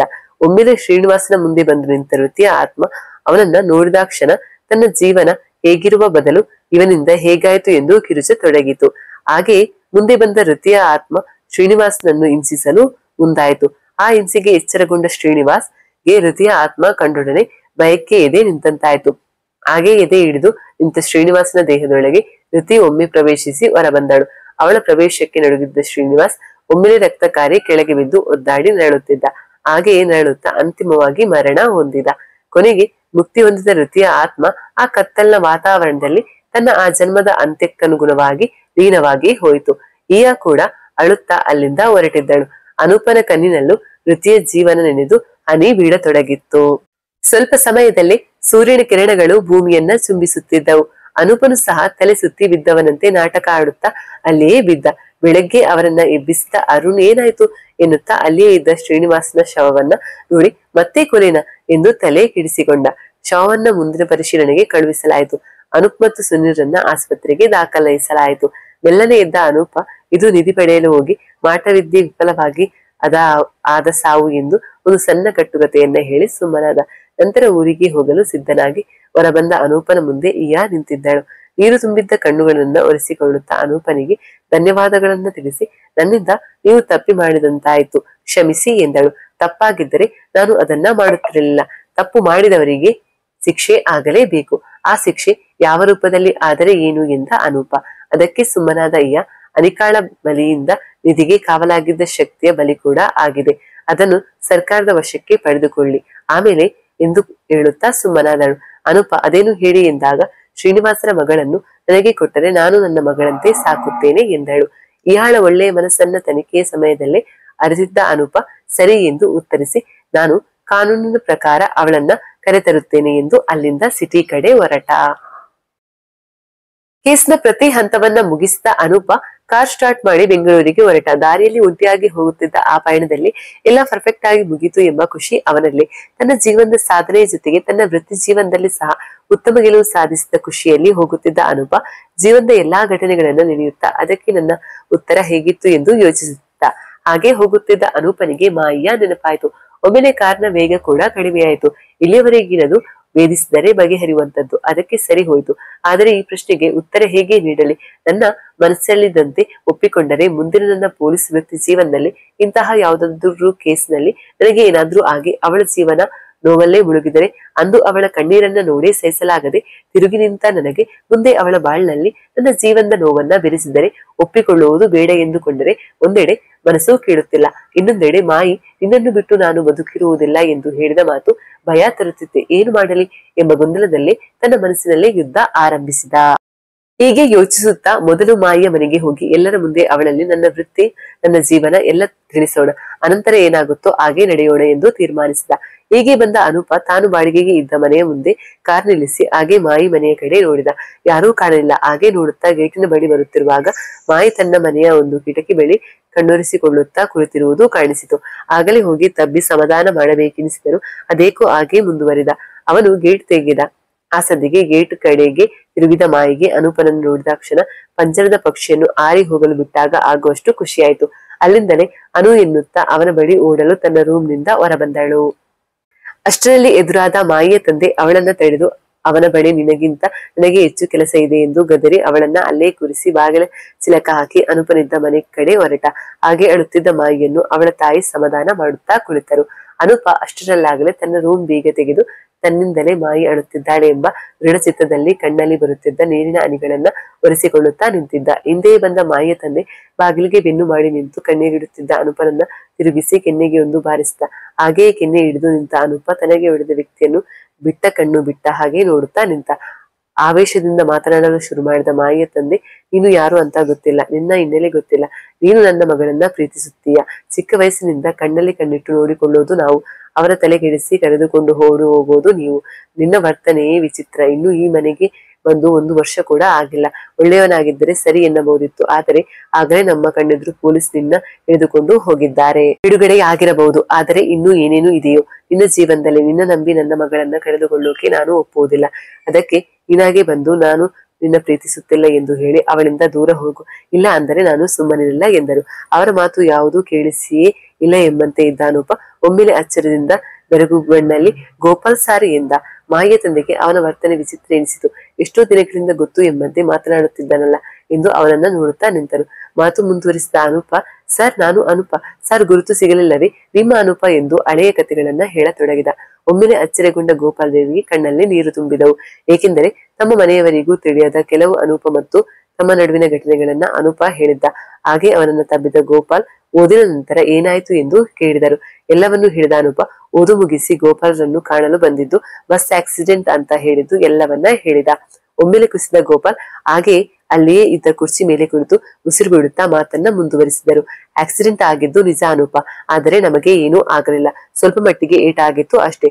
ಅನಂತರ ನಾನು ನಿನ್ನ ಹಾಸ್ಟೆಲ್ ಬಳಿ ಬಂದಿದ್ದೆ, ಆದರೆ ನೀನು ಅಲ್ಲಿರಲಿಲ್ಲ, ಮುಂದೆ ಹುಡುಕುವ ದಾರಿಯೂ ಕಾಣಲಿಲ್ಲ ಎಂದರು.